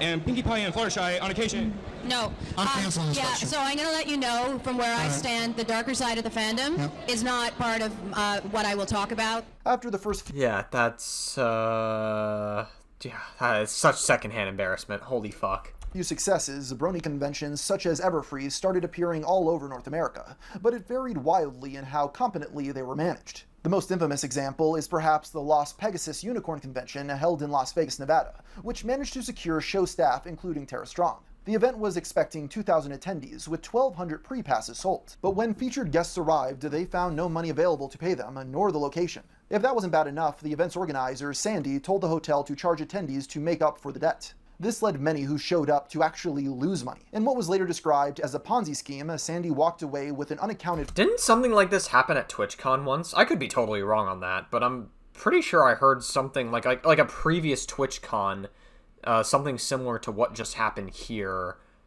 happened. Again, I could be totally wrong. For an amount of at least $40,000. It was such a disaster, many feared it would ruin their relationship with the crew forever. Tara Strong tweeted, "Scared to do new cons and no one was paid, cost us money. Missed my son's karate tourney. Get it together and be responsible." Thankfully, this did not sever their trust in the community, and for the most part, subsequent events went without a hitch. However, there were now growing criticisms over the conduct of attendees, particularly raising concern over how they behaved around the show's young voice actresses. As it turns out, also in attendance at many of these events were the voice actresses for the Cutie Mark Crusaders. Yeah, and also, Black Griffin wound up dating one of them, as I mentioned earlier in this video. Michelle Kreber, Claire Corlett, and Maddie Peters. It was Claire, yeah. Corlett and Kreber were 12 years old, while Peters was 15. Despite this, they were often allowed to hang out with adults unsupervised. A post from 2012 would outline several of the alleged inappropriate behaviors by Bronies at Everfree Northwest. Interesting. Okay, so this is a post dating back to 2012. Interesting. Okay. "I've heard some wacky things went down at Everfree Northwest." Assault, molestation jokes around the younger VAs, conventions conspiring against and stealing from each other, open transphobia. Really? Okay, that's interesting. So, transphobia, this was posted back in 2012. Transphobia was still a conversation way back in the day. Yeah, okay, I didn't know people were having conversations about that as much. I guess I didn't hear them as much, or maybe I was too young to remember. That's interesting. Okay. No, I think that's like very, it's like kind of neat to get like insight on that. Can any of these incidences be confirmed? It's worth noting that at the time, Kreber said that the three were not threatened or harassed in any way, and the fans were nothing but awesome. However, one of the YouTubers who had hung out with Kreber at an event was Mando Pony, who in 2020 was accused of having inappropriate conversations with minors. Footage from one damn, that's tough. Of these events that year shows Mando Pony joking about being infected with Kreber fever after getting a hug from the young girl. Oh, God. This is Mando Pony, making very gross comments that you shouldn't be making about any 13-year-old. A 13-year-old. Ugh, God, no good. No good. You now have the creeper fever? Oh, I've had the creeper fever. I've had the creeper fever, it's just now I'm contaminated. At the very... Ugh, yeah. That's tough, man. Because, like, I remember back then, like, a lot of people didn't really see these red flags as much. Obviously, people had boundaries, and, like, people still thought, like, doing that to a 13-year-old's fucking disgusting. But it's like, back then, people just, like, overlooked so many red flags much more easily than they do now. Thankfully, we have better boundaries, like, more now than they did back then, but still, it's, like, very gross. At least it shows a lack of boundaries that you'd expect between an adult and a 13-year-old. Sure, yeah, absolutely.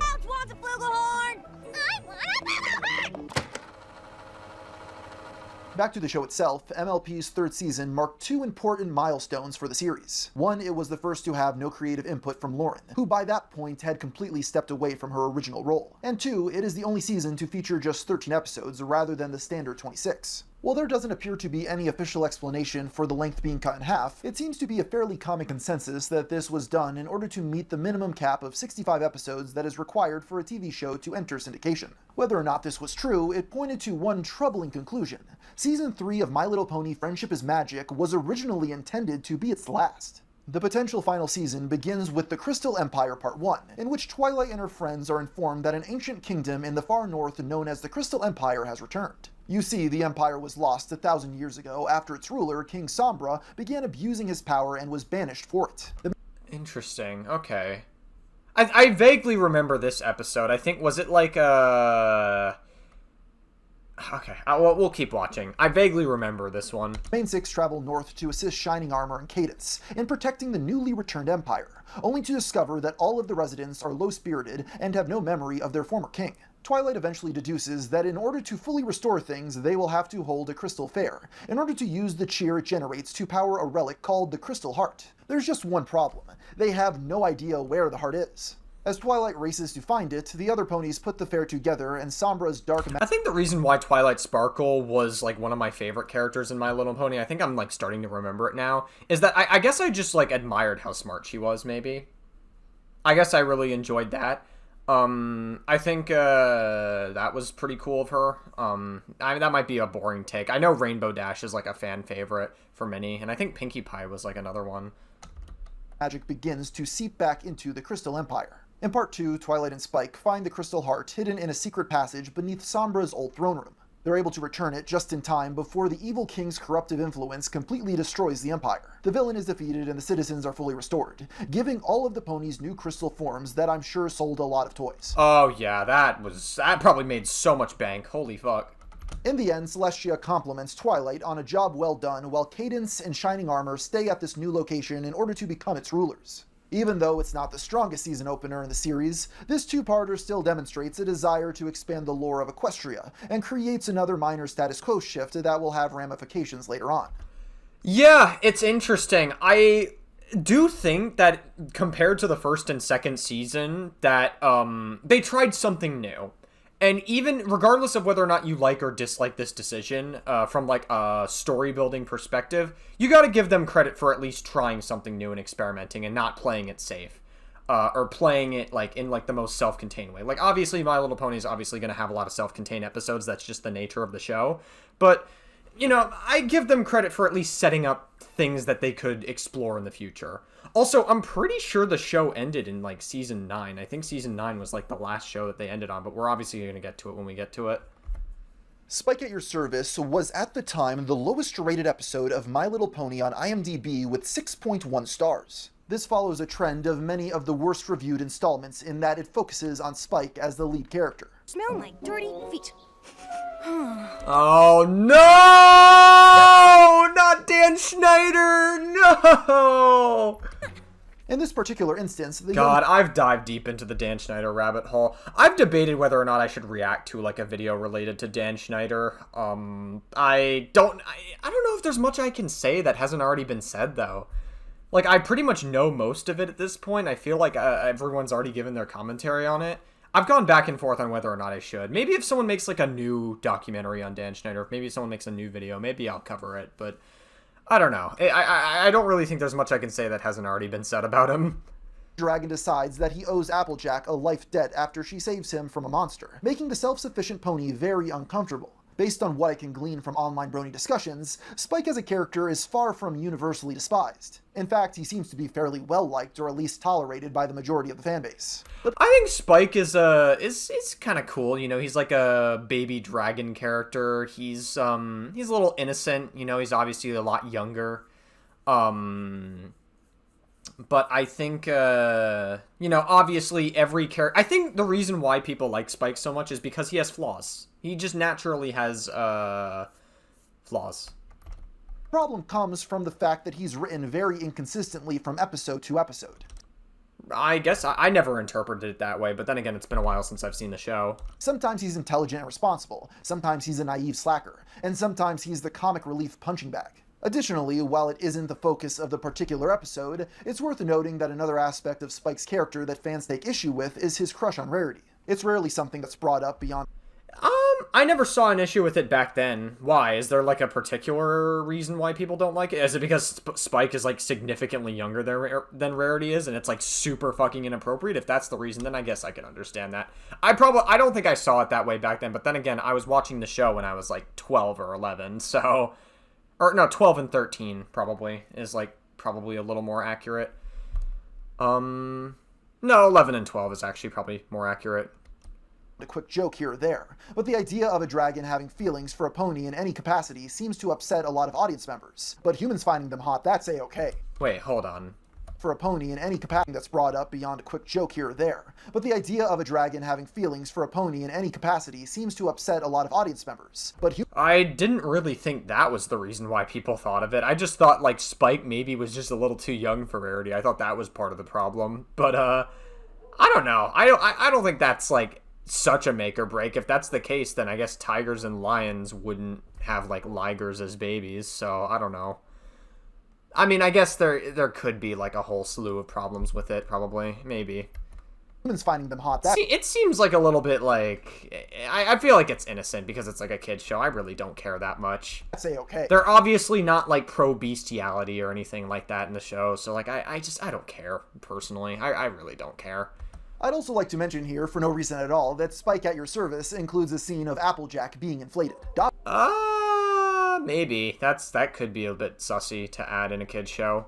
Dobson would be proud. The following episode, titled Keep Calm and... I don't get that joke, by the way. Flutter On, features the return of Discord, as Princess Celestia tasks Fluttershy with reforming the villain so his magic can be used for good. Unsurprisingly, this is a difficult task, as Discord has absolutely no interest in becoming a good guy, and seems to just be using Fluttershy's kind nature to have some fun at her expense. In the end, though, he realizes that he actually does in fact think friendship is magic and vows to change his ways. This is the episode that really cemented Discord as a fan-favorite character. It seems his voice actor was sick of just being known by Star Trek nerds and was more than willing to reappear on MLP as many times as the showrunners would allow. That's probably true. I mean, to be honest with you, I think I said earlier in this video, maybe the actor typecasted himself. But, I don't know. With, like, his character being fleshed out in, like, more interesting ways here, I guess he's kind of, like, trying to get recognized for other roles. Not to mention, like, playing Jane's father is such a drastically different role compared to playing Q on Star Trek Next Generation. So it's, I guess, you know, I was wrong about the typecast part, so that was just like a little theory, not to mention like fleshing out Discord's character. While he had been instantly beloved in his debut episode, this demonstrated that he had more layers than just a simple villain of the week. In a series filled with ultra-friendly do-gooder protagonists, it was nice to have someone around with a bit of a mean streak, who had the capability of being morally ambiguous. Season 3's final episode. Yeah, I mean, that's a good point. I feel like MLP exploring these themes is why people really love the show so much. A magical mystery cure sees all the main 6 except Twilight Sparkle mysteriously switch cutie marks, and subsequently all taking on each other's jobs around Ponyville without any of them remembering how things used to be. Twilight realizes this as a result of her meddling with an ancient spell that wasn't fully complete, and thus must make things right. After reminding all of her friends who they are supposed to be and restoring their original cutie marks, Twilight is teleported to an ethereal dimension where Celestia explains that her education is complete. Twilight returns to Ponyville as an alicorn, a pony with both a unicorn's horn and the wing. Oh yeah, this basically forever changed the show. She's got both wings and a horn. Notice how like every single pony has like wings but not a horn. That it's always one or the other but not both. They'll either have a horn but no wings, but they'll have wings or no horn. Applejack just happens to be neither, it seems. Twilight Sparkle is both. Of a Pegasus, signaling that she is now a fully fledged princess. I'm sure this sold a lot of toys. The show had dropped many hints that she was being prepared for something greater. However, speculation Twilight would become an alicorn was unpopular and considered a fringe crackpot theory. A poll on the subject from MLPforums.com at the time showed only 31% would approve of Twilight becoming an alicorn. 33% said maybe, and 36% said no. The eventual reveal was so divisive, some left the fandom over it for good. Wow, really? I thought it was kind of cool. It was like a nice turning point. The reason why I really enjoy details like this is because it rewards the person for watching the show, like from start to finish. Typically, in a lot of shows that are very self-contained or that do a lot of self-contained episodes, there's a lot of shows that don't really like reward you from watching from start to finish. I'm going to use a couple of examples specifically. Yu-Gi-Oh, for example. I've seen all the way from Duel Monsters all the way to Vrains. You can, in theory, get away with watching the start of one anime at any point and then go to the anime at the finish and you'll be fine, and that's like an entire self-contained plot. Even though they'll make some references to the old show, it's not like references to the plot or like continuity references. It's just nostalgia bait. And that feels kind of fucking lame. It just feels dumb to do it like that. I would love to have like a continuous timeline and making it like reward the person from watching it from start to finish. Stuff like this, details like this, make it so that your self-contained episodes aren't just self-contained. They actually reward the person for watching it. And it makes it feel like there's a sense of continuity in the show. And that's what I really like a lot, personally. So I think doing more stuff like this, like really like show-changing things permanently is like kind of cool. There were countless articles trying to articulate why this was such a terrible decision. Looking back, though, the twist was ultimately accepted by the fandom, showing that despite their openness, the writers still had many surprises up their sleeve. The thing was, whether or not the fans would see these new ideas felt a bit up in the air at the time. As previously stated, the predominant theory online was that Season 3's shortened episode count meant that Hasbro was considering ending the show. The tone of Magical Mystery Cure supported this idea, as it was filled with songs and had a grandiose conclusion that made it so it would have worked as a series finale. This was confirmed when M.A. Larson, one of the credited writers on the episode, spoke about it during a panel a couple years later. When I was writing that script, it was the end of the show. That was the final episode. And then 2 or 3 months after, I turned in my locked script. Surprise! Season 4. But I was done, so I was like, oh, yikes, good luck, Megan. But before Season 4 came out, there was one more pony project worth discussing. The first feature film for this incarnation of the franchise, Equestria Girls. Oh my god, here we go. Yeah, Equestria Girls. Yeah, I remember watching Equestria Girls. It was kind of a neat thing. It was a neat thing that they explored. I remember liking it, personally. I didn't hate it. The first trailer for this movie was released in May of 2013, 3 months after the airing of Magical Mystery Cure, and showcased a story in which Twilight Sparkle travels to an alternate dimension, where all the pony characters viewers had come to know and love were human teenagers attending high school. This caused an uproar in the fanbase, with many Bronies... Really? I didn't think that this was controversial. I knew there were some people who didn't like it as much, who was like, it's not that good. I've heard some people say that. I personally liked it. I thought it was kind of cool. It was very different. It was very fresh. crying has... I liked it at the time. Maybe if I were to ever rewatch it, I think maybe it would be... I'd have a different opinion, but who knows? For what they viewed as selling out Lauren Faust's vision for My Little Pony. This isn't what Lauren wanted. It's not the end of the world, but you can see it from here. This is where you begin to see the divisions of the My Little Pony fandom. The first were the adult men who made up the majority of Bronies. Despite insisting it's fine if we enjoy a show for little girls, many were reluctant to admit it was a show for little girls. A common talking point you'd hear was that the show had references to pop culture like The Big Lebowski and The Beatles. This provided a shred of evidence to support their cope the cartoon was made for adults, rather than just being a wink to parents watching the show with their daughters. Equestria Girls was a good wake-up call that at the end of the day, they were still just trying to sell toys to little kids. This side of the fandom was often at odds with the community on Tumblr. Oh boy, Tumblr is a whole can of worms. Tumblr was like the worst back in the day. Fans were often much more progressive, taking interest in shipping. Rainbow Dash was the most popular suitor, paired with most... Shipping is a very progressive thing to do. I guess it is. I don't really see conservatives doing it as much. So maybe it is progressive. I don't know.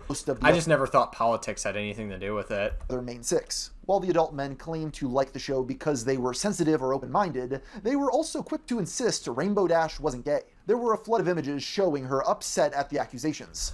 I remember that this was a theory a lot. Like, people were thinking, oh my god, the rainbows on Rainbow Dash, the way they act. A lot of people think Rainbow Dash is like a lesbian or whatever. I personally don't. I don't think so, personally, but I guess I wouldn't put it past it. I remember this was a popular theory back in the day. Or dismissing the flood of fan art and fan fiction. Every time you call Rainbow Dash lesbian, it rains somewhere. Heterosexual cartoon lusting was alright. Yeah, and every time I breathe, it rains somewhere, so... to these folks. But this LGBTQ went too far. What? Wait, what? Of fan art and fan fiction. Every time you call Rainbow Dash lesbian, it rains somewhere. Heterosexual cartoon lusting was alright to these folks. But this LGBTQ went too far. Oh, okay, so he's saying it from their perspective. Okay, got it. I just heard that out of context, and I was like, wait, what the fuck? Did we just get, like, a mask-off moment from Gamer of Mars? Is he, like, anti-woke all of a sudden? No, obviously, like, you play it in full context. That's not what he's saying. Alright, got it. Despite these disagreements, when the designs for Equestria Girls were revealed, Tumblr also got upset. The premise had led many... Of course. I don't know, man. Like, the Brony fandom is... It's no different from a lot of fandoms I've seen. The Whovian fandom is very toxic. The fucking Trekkies can be toxic, I imagine, to some extent. There's, like, again, Five Nights at Freddy's and Undertale, very toxic, especially in the online atmosphere. It's really bad. So, yeah, I mean, like, we're really, like, just seeing a lot of what's considered normal for fandoms. Oh, yeah, and K-pop stans. Like, forget it, dude. K-pop stans are very toxic.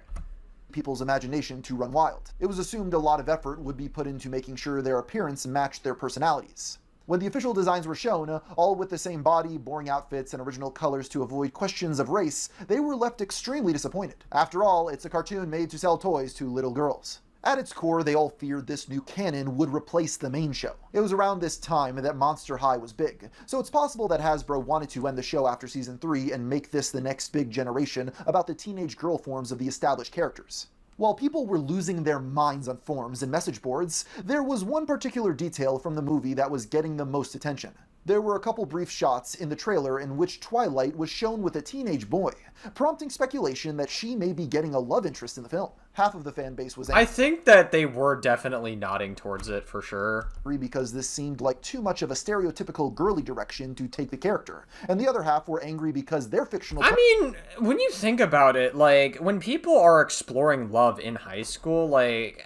And listen, obviously, like, it is a bit of a stereotype for women, but, like, a lot of girls, that is how a lot of girls explore love. And this is how a lot of guys explore love. Obviously, is it a little bit cheesy the way they're doing it? Is it meant to appeal to kids? Yes, of course.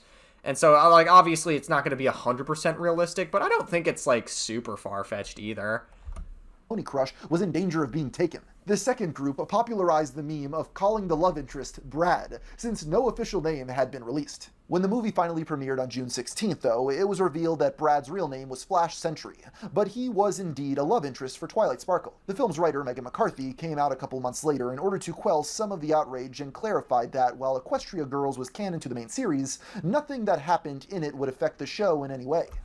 Yeah, no, that's always the impression that I got as well. Like, I always thought that Equestria Girls was canon to the show, but it was a self-contained story that didn't really set up any future plot points. So you could get away with watching MLP from start to finish and not watch Equestria Girls and be completely fine. That's the impression anyways. I don't know if they would reference it. They might reference it in like later seasons potentially, but that's like the impression that I always got from it. While this was effective at appeasing some upset bronies, it would come to bite her a little later on. Perhaps this goes without saying, but the hatred that adults had for Equestria Girls did not stop the actual audience, small children, from loving it. Hasbro had... Yeah, I mean, listen, like, just because your large audience that are adults are crying over the show, like, yeah, I think people tend to forget that the show, at the end of the day, was made with the original target audience intention to be younger girls specifically. That was the original target audience for the show. So at the end of the day, I feel like people have developed this like really parasocial relationship to Hasbro and the writers of the show and like characters of My Little Pony.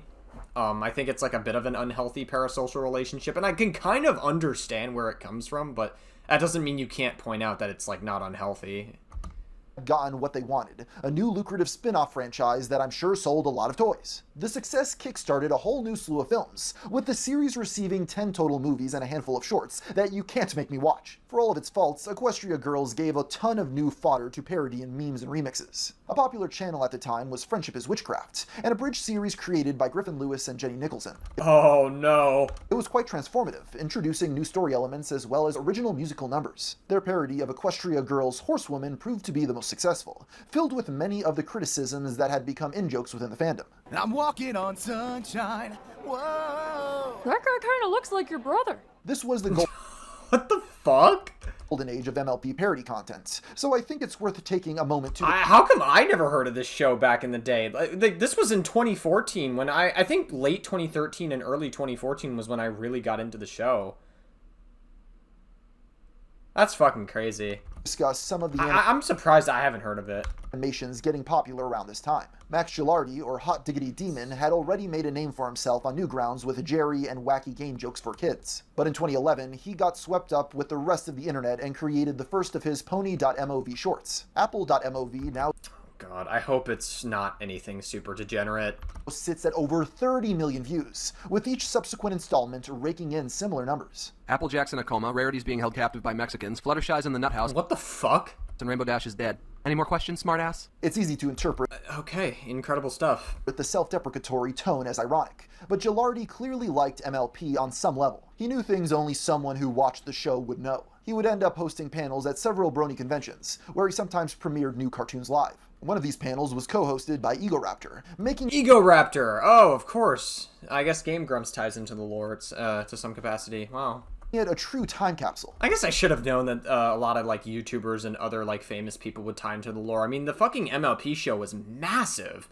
We've already established how big the show got like earlier, and like again, Gamer of Mars is doing a really good job showcasing it, but like it's fucking... It really is, like, insane just how popular the show really was. And I think it's a real testament to just how unique culturally, like, MLP really was as a show. And I feel like not a lot of people talk about it enough. The series was an immediate hit in the fandom, to the point a mob of fans would chant a quote from his character R-5000 that summer.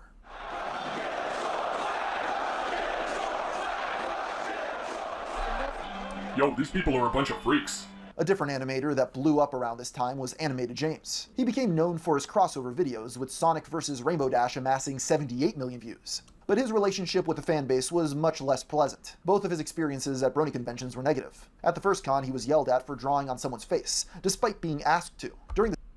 That's weird. Wait, hold on. Let me read this. Were negative. At the first con, he was... Animated James chewed out by SJW for no reason. Hashtag Brony condiments. BronyCon moments. Okay. There are very few people in the fandom who are generally chill and laid back as fandom animator and commentator Animated James. The last time we posted about him, we were remarking how great it is that he was helping adult humor to be more generally accepted in the community via some of his videos like Winter's Fucked Up. Well, it seems like even the chillest of us aren't immune from the constant harping of the S-Justice crowd. Earlier this evening, we received this video featuring a flummoxed Animated James dealing with someone taking taking him to task over, signing someone as requested. Oh, okay. That's as far as the post goes. I think this is on Tumblr. Yelled at for drawing on someone's face, despite being asked to. During the second, James got punched in the face while trying to film a music video. He would end up leaving the internet for unrelated reasons, with his last contribution to the fandom being released in November of 2015. Another interesting piece of MLP lore during this period was that people started to notice a particular influx of show-accurate animations after 2014. This is because a file full of original show assets leaked online, giving fans access to rigs, puppets, and other artwork. This was actually a major concern for a while, as since they were using stolen production materials, some worried Hasbro would strike down the copyright hammer harder. Thankfully, this doomsday scenario for the fandom never ended up materializing, allowing them to enter a new age of My Little Pony fanimations unscathed. Unfortunately, not every MLP fan project escaped from Hasbro's litigation. Since the show's inception, ideas for MLP-themed video games have been conjured up by fans. One of the earliest of these imagined a 2D Street Fighter-style video game. On Pony-chan, this caught some users' imagination enough to form a team dead set on making the project a reality. That's interesting. I feel like Hasbro, I don't know, Hasbro kind of seems like the license holder that would be very stingy with their license. I think so, anyways. I mean, you look at, like, I guess AM2R, another Metroid 2 remake, owned by, Metroid is an IP by Nintendo, as most of you already know. AM2R was in development for about 10 years, I'm not even kidding. And it was set to release during Metroid's anniversary in 2016. And what wound up happening is Nintendo not only did not celebrate Metroid's anniversary, but they actually filed a cease and desist and took down the fucking AM2R. Which is crazy to think about. And then eventually AM2R wound up releasing a year later anyways. I guess somehow, maybe it was leaked. I don't remember, like, all the details. But, I don't know, Hasbro definitely strikes me as the IP holder that would be very stingy with their license. The concept became Fighting is Magic, debuting their first trailer that summer. It made headlines across the gaming community, with the reveal amassing over 1 million views. However, in the summer of 2012, someone broke their NDA and leaked early builds of the game online. There was a fucking NDA for this game? It wasn't even, like, under Hasbro. That's crazy. Developers, Main 6, stopped providing public updates in response. In January 2013, Fighting is Magic was in talks to be showcased at EVO. Sadly, this monetary offer would lead the project to receive a cease and desist from Hasbro. I figured. It was too good to be true. There's no way. This was a major blow to development. It seemed like there was no choice but to cancel the game, only for the decision to result in an unlikely collaboration. In response to the DMCA, Lauren would end up tweeting the following to the developers. Main 6 wants some original characters to make a new game with, not MLP, OCs. Something totally new. In 2015, the developers launched a crowdfunding campaign for its successor, Them's Fightin' Herds. The game utilized the same mechanics, but now featured new original designs by Lauren Faust. The project managed to surpass its goal, raising $586,000. After 5 years of development, it was finally released. Oh, that's kind of cool. Fucking W. Lauren Faust.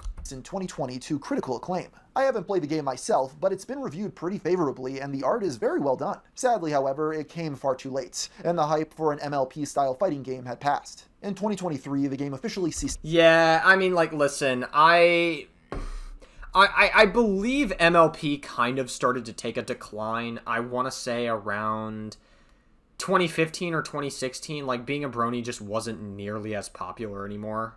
It was a lot popular before then, but, like, then it just didn't really seem like being a Brony was that, like, it wasn't really the shit anymore. And things come and go. And I think by the time this game came out, MLP's peak was, I guess not there. Maybe it still was popular and still had a fan base, but I don't know. We'll, I guess we'll see later in the video. Development citing a lack of sales, and will no longer receive any new updates. Congrats, by the way, on the promotion. You totally deserve it.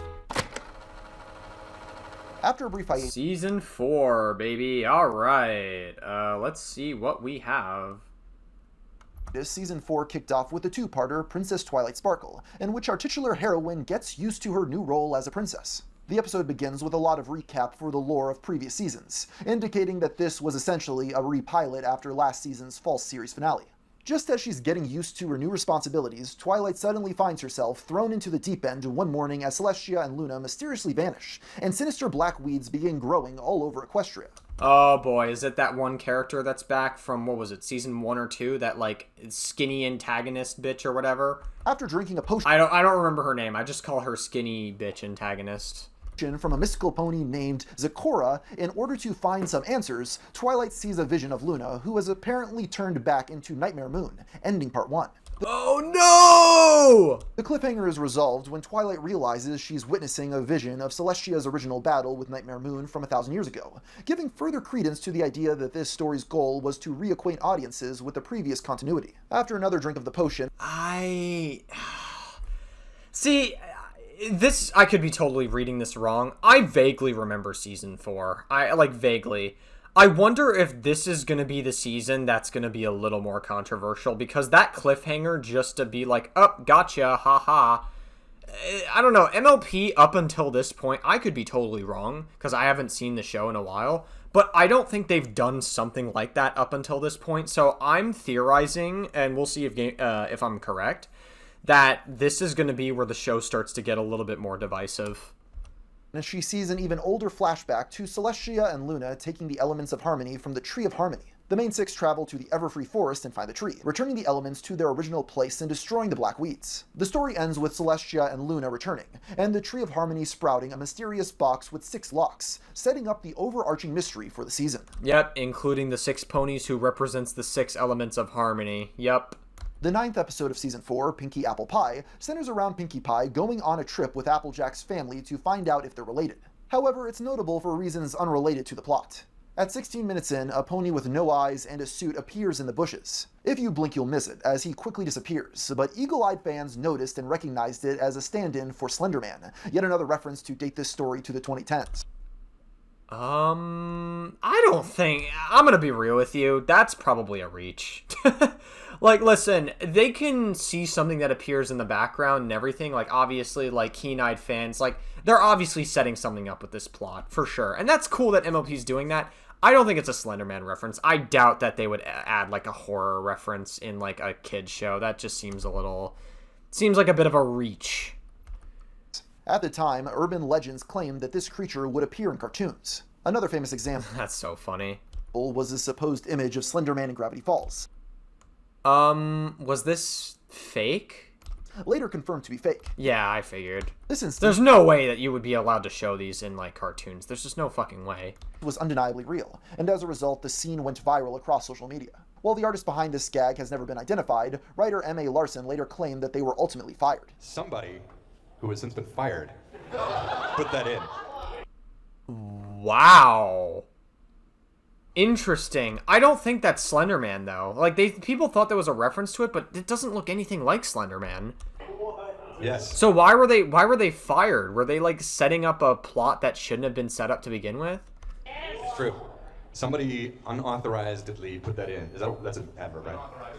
It's worth noting that the veracity of this claim has been disputed. Some believe he was simply joking and there was no proof of any actual repercussions to the person who snuck it in there. Episode 11 of Season 4, Three's a Crowd, isn't worth discussing for the story either, but rather for another incidental background pony. During a scene in which Princess Cadence enters, viewers noticed a familiar face by her side, Flash Sentry. This seemed to go against what Megan McCarthy had said earlier about nothing from the Equestria Girls movie affecting the main show. Oh, damn. They forgot. They must have... It could have been like an oversight, maybe. And thus caused another online fervor. This time around, it wasn't addressed by the MLP crew, but it's important to mention that people were freaking out over a character without any lines of dialogue, and who never even looked at Twilight in his few seconds of screen time. Episode 13, Simple Ways, is... I mean, I think it's an interesting, like, thing to bring up. I do think that, like, obviously, like, backlash and, like, outrage is always going to get sensationalized, and it's always going to get overblown. So I think it's, like, worth bringing that up. But I feel like it's worth mentioning because earlier they said Equestria Girls isn't really going to have a major effect on the plot, and then they, like, show a character. And that's, like, a little... Signs like that make it seem like, that kind of stinks. Like, what? Or what? Like, how far are you going to go next, right? Are you going to show, like, even bigger plots, and then Equestria Girls is important, and you have to watch that? I feel like I'm reading too much into this. I'm fucking turning into a brony just watching this fucking video. I'm exhibiting their behavior at this point. This is what happens when we get a little too terminally online. Another episode that's worth mentioning for one specific moment rather than its overall plot. It follows Rarity as she tries to impress a culture writer she has a crush on named Trenderhoof. But why would you have a crush on that pony? That is like the ugliest fucking pony I've ever seen. Like, not for nothing, but like, look at this guy. It follows Rarity as she tries to impress a cult. Listen, look at this guy. This guy literally looks like he's from a trailer park wearing a Halloween costume. That's who this guy looks like. And if you look at Rarity, Rarity is like a, I don't know, I just get like typical white girl vibes from her. I don't know if anyone else gets that vibe. I think I've said that earlier in this video, but that's fucking crazy. You like, I guess like this trailer park guy. I mean, I don't know. Crush on named Trenderhoof, but he is much more enamored with Applejack. This culminates in the two having a fashion show face-off, although Applejack isn't actually interested in Tenderhoof. She turns him down politely before being interrupted by Rarity. You're a fine pony, but, well, I think what Applejack is trying to say. Many would assert that before being cut off, Applejack was about to say, I'm a lesbian, as we mentioned before. That's insane. For there was massive backlash from certain parts of the fandom at the prospect of Rainbow Dash liking women. Well, over time, her most popular pairings were... Oh no, My Little Pony's woke! ...with women. It was primarily split between Rarity and Applejack, the latter of which places like 4chan despised. One common rebuttal came from Faust herself, who disagreed with the notion Rainbow Dash had to be a lesbian simply because she was a tomboy. Rainbow Dash has rainbow-striped hair because of her name and because she is very interested in sports, specifically flying. She is a tomboy, but nowhere in the show is her sexual orientation ever referenced. Well, there you go.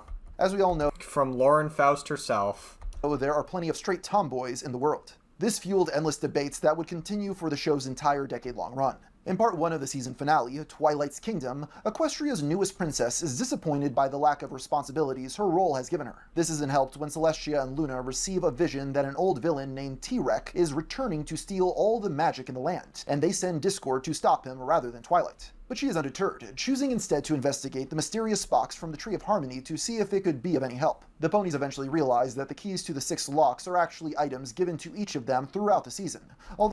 Interesting. It's nice that they're setting that up. Again, it's like a sense of continuity. Like, each episode is self-contained, but, like, there's a sense of continuity in it, which I really like a lot.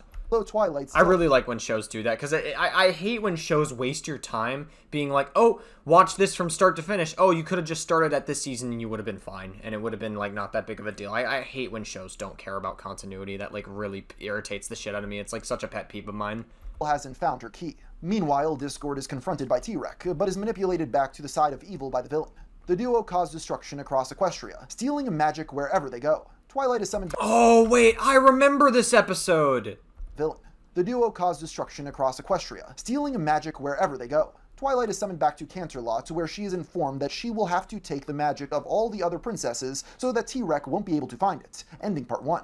Now saddled with the combined power of Celestia, Luna, and Cadence, Twilight returns to Ponyville to reconvene with her friends. But T-Rex is one step ahead of her as he easily captures the main 6 and betrays Discord by stealing his magic as well. Twilight and T-Rex engage in a knockdown, drag-out fight, which results in the complete destruction of Twilight's house.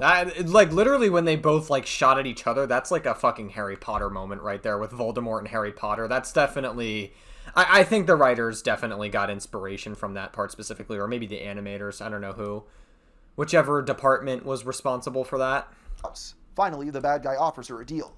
He will release her friends, including Discord, if she gives up her magic. She agrees, giving the villain ultimate power. Feeling guilty for his actions, Discord gifts Twilight with an amulet given to him by T-Rex. This ends up being the final key, and the box opens to reveal a hidden magic inside. The ponies are charged into new rainbow power forms.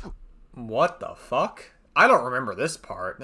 Okay. Which I'm sure sold a lot of toys. They're able to, as per usual, use their new combined force to easily defeat T-Rex and restore magic to Equestria. A new castle also magically appears in the spot where Twilight's home used to be, and Celestia dubs her the Princess of Friendship. The Princess of Friendship. Incredible. Kingdom is near the top of the most well-liked season finales in MLP history, with both parts charting in interesting. I thought this season was going to be a little bit more controversial. But I guess that even, like, with Lauren Faust out of the equation and, like, not even, like, working on the show anymore, she's still very active, like, within the community. She still comments publicly, and not to mention, like, the show is still able to keep up. That's very interesting. DB's top 10 for the show. While Part 1 takes the number 10 spot with 9 stars, Part 2 is the second highest rated episode of the entire show with a score of 9.3. It certainly does feel like the highest stakes storyline thus far. T-Rex posed a seemingly insurmountable threats, and Discord's temptation back to the dark side only made the character more compelling to fans. And the very end promised new exciting possibilities for the future, with Twilight and her friends now living in a massive castle, and solving friendship problems throughout Equestria. With the continued unprecedented success of Friendship is Magic, it was only natural that Hasbro would continue to find new ways to capitalize on it. On October 20th, 2014, it was announced that a theatrical film had entered development. Bronies were skeptical after all the drama surrounding Equestria Girls, but they were assured that this movie would stick much closer to the canon of the show. The release date was set for 2017, so there was still quite a bit of time before pony fans could assemble in the theater. During that wait, many hoped Bronies wouldn't get put in any new negative headlines, but of course that was merely wishful thinking. The Brony Degenerates. What do we think is going to be here? We can only imagine. Pray to God it's not any more fucking porn. I've seen enough of enabling Vosh for one video. Given the sheer amount of cringe content, a lot of infamous Bronies have come up over the years. However, there is perhaps no story as infamous as the Brony fluid jar incident. Oh no. Okay, I'm all ears, unfortunately. Which has transcended into internet legend. For those of you who have no idea what I'm talking about, I apologize in advance. It all began... Surprised I haven't heard of this one yet. On April 1st, 2014, when an anonymous user made a thread on 4chan. The man attached a photograph of a glass jar containing a figurine of Rainbow Dash, as well as a small amount of reproductive liquids.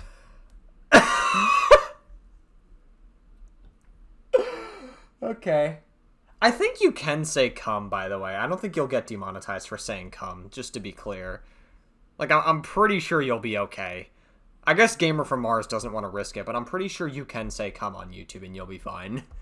He continued posting updates near daily, slowly filling up the jar until the pony was... I guess maybe that could result in his video getting age restricted and he doesn't want to... And your video can get demonetized if it gets age restricted, so yeah, that could be a potential problem. So I guess fair enough to Gamer from Mars, but yeah.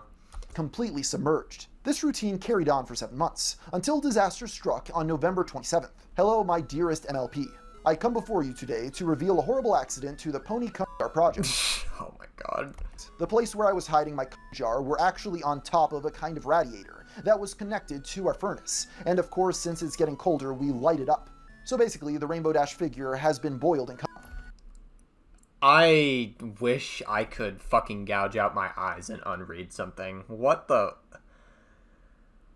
Oh my god, I actually want to die. Fucking hell. It's brown now. And for comparison... It's brown now! Jesus fuck, dude.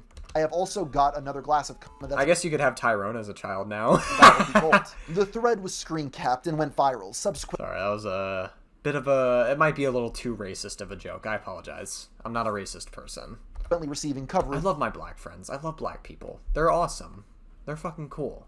From BuzzFeed, and you should too. And Gawker. Some believed it was too absurd to be real, but as the years passed by, the user continued to share updates on the project. For example, in 2016, he revealed he now utilized a separate jar for shooting it in before pouring it onto the toy. Jesus fucking Christ. Dude, is that what it looks like? Bro, I'm like moving my cursor over it. That's fucking crazy work.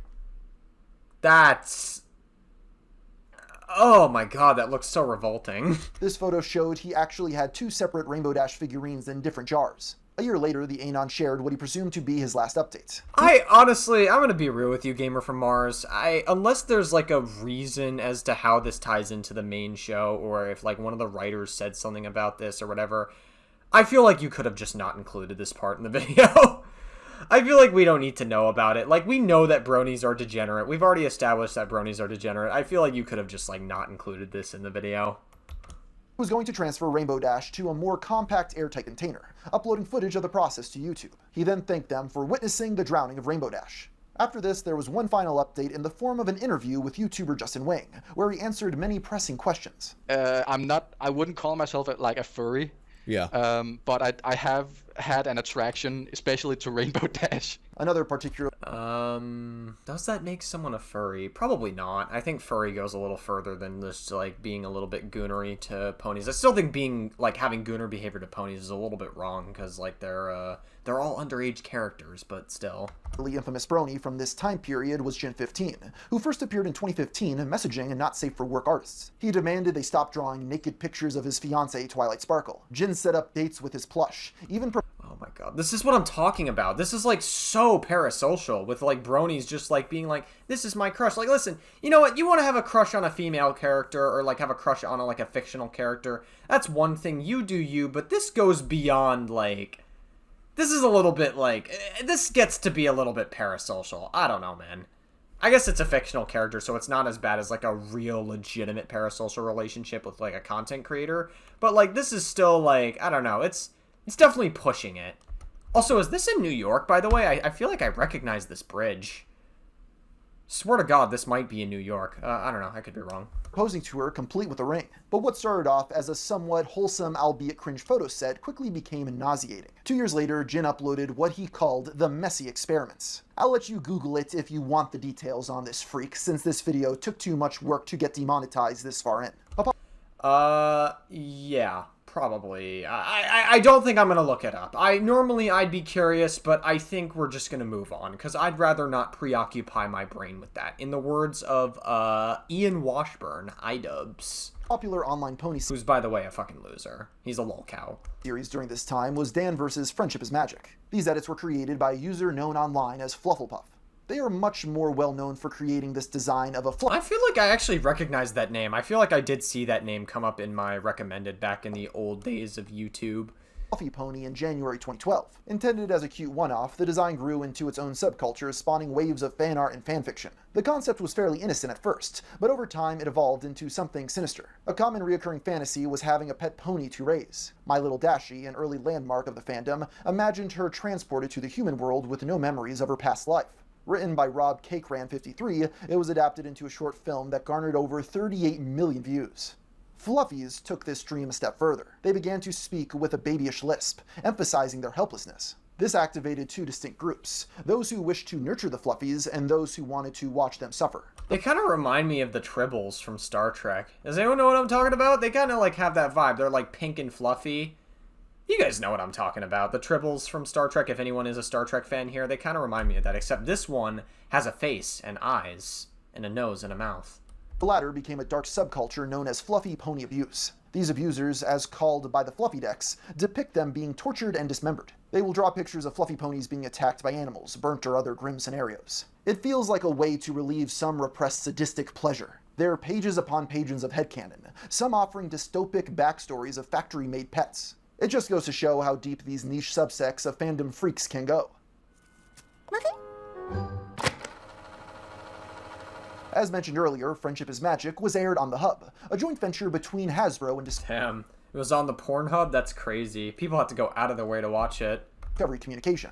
Try not to goon on the way there. Changed in 2014, starting with the resignation of Margaret Loach as Hub Network president and CEO by the end of the year. Damn. That's tough for Hillary Clinton. Discovery acquired 10% of Hasbro's stake, now controlling the majority of the network. Hasbro also granted Discovery the exclusive rights to continue airing Friendship is Magic. On October 13th, 2014, the Hub officially closed, being relaunched as Discovery Family.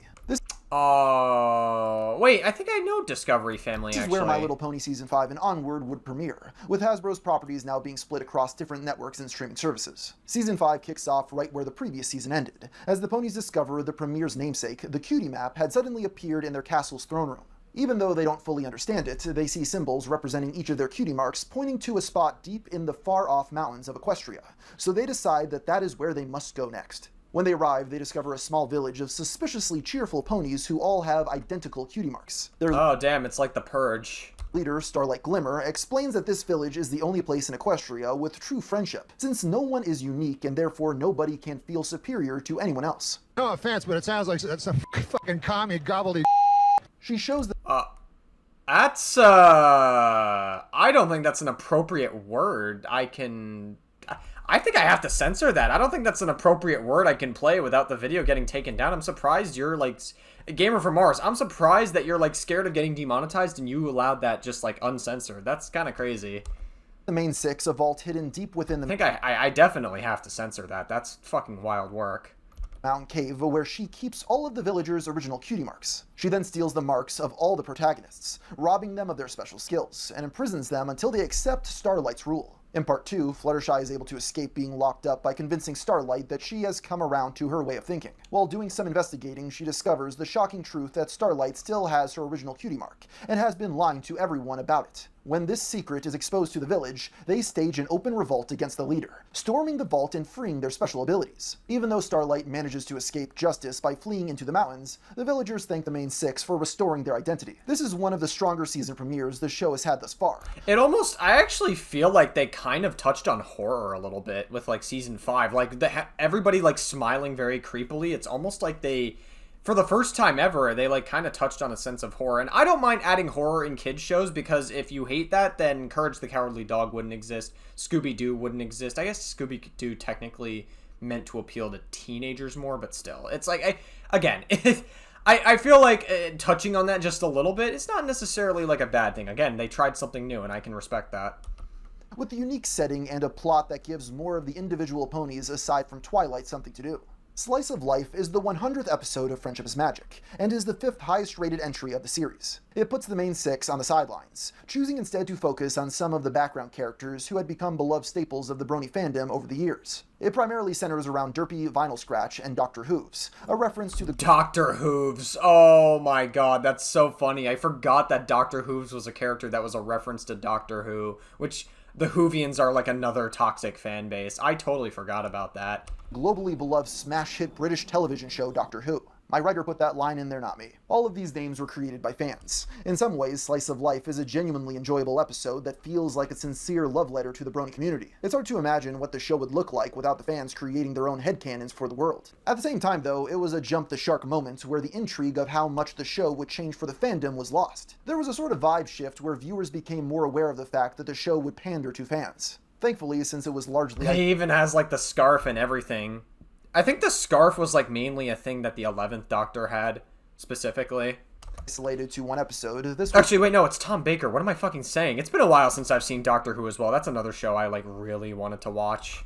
Was mostly or that was a show that I did watch a lot back in the day. Unfounded fear. While Season 5 had the highest concentration of top-rated episodes, it is still overall a mixed bag in terms of quality. Take What About Discord, for example, the number 2 worst-rated episode of the entire series, with a 5.3 out of 10 stars. In the 22nd episode of the 5th season, after Twilight spends an entire weekend holed up in her library, she emerges to discover that all her friends had suddenly become incredibly close with Discord. It's not hard to see why this one was so disliked. Discord was a fan-favorite character because of how he grew and evolved over time, so to see him suddenly become much friendlier with the ponies off-screen felt cheap. To quote one Bronies— yeah, I can understand that criticism, actually. Like, doing shit off-screen is always very, very cringe, generally speaking. It's like, if you're gonna do something off-screen, make it, like, I don't know, make it not, like, super, super relevant or important. But, like, the fact that Discord was doing everything off-screen, he was kind of an important character that they were setting up, so, like, I can understand that criticism a lot.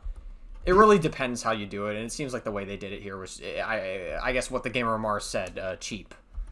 This is how to take one of the show's funniest and most entertaining characters and not just make them completely unfunny, but take away what made them such a great character in the first place. One of the show's worst ever character distortions. The Season 5 finale, The Cutie Remark, sees the return of Starlight Glimmer as she seeks revenge against Twilight and her friends. Her plan is to travel back in time to prevent the sonic rain boom that resulted in the main six getting their cutie marks from ever happening. Twilight and Spike try to stop her, but are unsuccessful, resulting in history being changed so that she and her friends never met, and Equestria is at war with the Crystal Empire, which is now ruled by King Sombra. After another failed attempt to stop Starlight in the past, Twilight and Spike are now set forward to yet another alternate future in which the Changelings successfully conquered Equestria, leaving the audience on a cliffhanger for Part 2. The next episode continues this very repetitive plot structure of Twilight and Spike going back to the past, and then returning to a new alternate timeline where a different villain won. After doing this several more times, they're finally able to bring Starlight into the future with them so she can see that— This definitely does seem like one of the weaker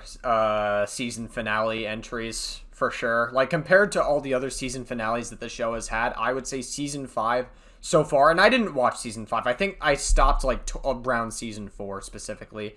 Or I think maybe, like, in the first half of Season 5. I could be totally wrong. I think that's where I kind of stopped watching the show. So going forward, everything is completely unknown territory to me. But I think that this was where the show really... I think this is one of the weakest season finales so far. Damage she's caused. This makes Starlight have a breakdown, revealing her motivation. As it turns out, when she was a child, her only friend in the world was a fellow unicorn named Sunburst. But when he displayed impressive magical skill and got his cutie mark before her, he was sent off to school to hone his talents, leaving her all by herself. Starlight is still able to see the error of her ways, though, and restores the timeline to what it once was. The main six meet to discuss what her punishment should be, eventually deciding that Starlight should live with them in the castle so they can re-educate her. This finale was not the most warmly received by the fanbase. The repetitive nature of the story didn't help, but the main thing Bronies seemed to object to was how weak Starlight Glimmer's backstory was compared to how far her plans went, and how easily she was forgiven. And any viewers who didn't like the character were in for an unpleasant surprise when the next season rolled around. Morning, Starlight. Whoops. Alright, season 6. Again, I stopped watching the show, like, way before this point, so everything unknown territory to me.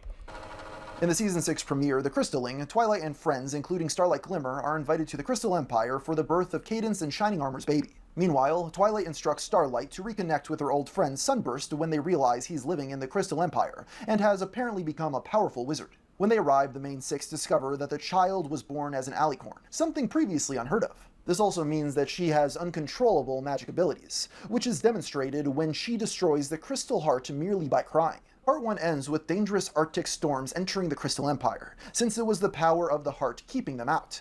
In Part 2, Starlight Glimmer decides their only hope of survival is Sunburst, but he is forced to confess that he's not really a wizard. While he is very knowledgeable... Hold on, I'm curious about something. Okay, interesting. So Starlight Glimmer, it makes sense why I didn't recognize Starlight Glimmer. She's like, obviously, like GamerFromMars already explained it, but I kind of didn't like fully understand it. Apparently she's like a student of Twilight Sparkle. I'm not really sure how to feel about that. That kind of seems like a random shoehorned in character.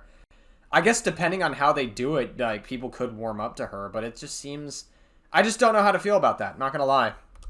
About magic, he's not skilled at actually performing it. Even so, he is able to figure out the correct combination of spells to restore the Crystal Heart, ending the crisis in the nick of time. In addition, he's also able to control the power of the baby, who is now named Flurry Heart. As you can tell, the lore in the series starts to get a little out of hand at this point of Friendship is Magic's run. The amount of... Yeah, I don't know, dude. It's definitely a lot for them to handle, and I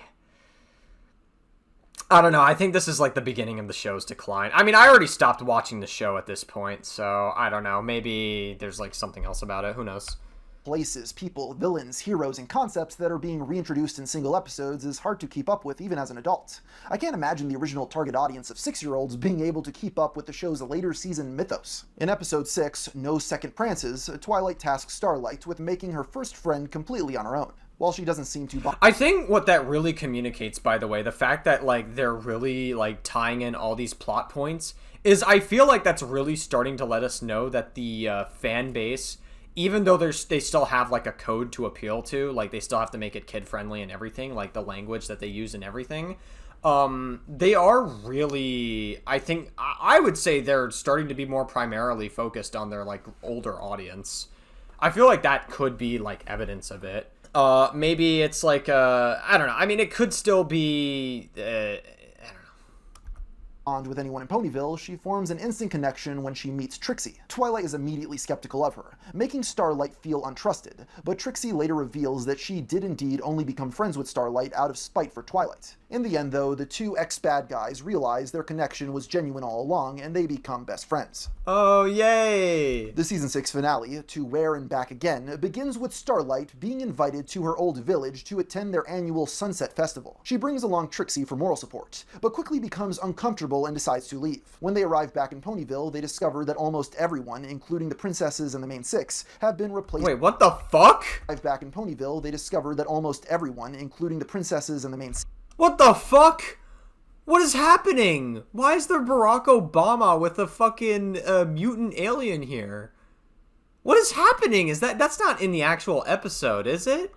6 have been replaced by changelings. This leaves the fate of Equestria to the team of former villains, Starlight, Glimmer, Trixie Discord, and a reformed changeling named Thorax. In the second part of this story, Discord teleports the group to the area just outside of Queen... I guess in theory, this, like, season finale isn't as terrible as, like, the 5th one.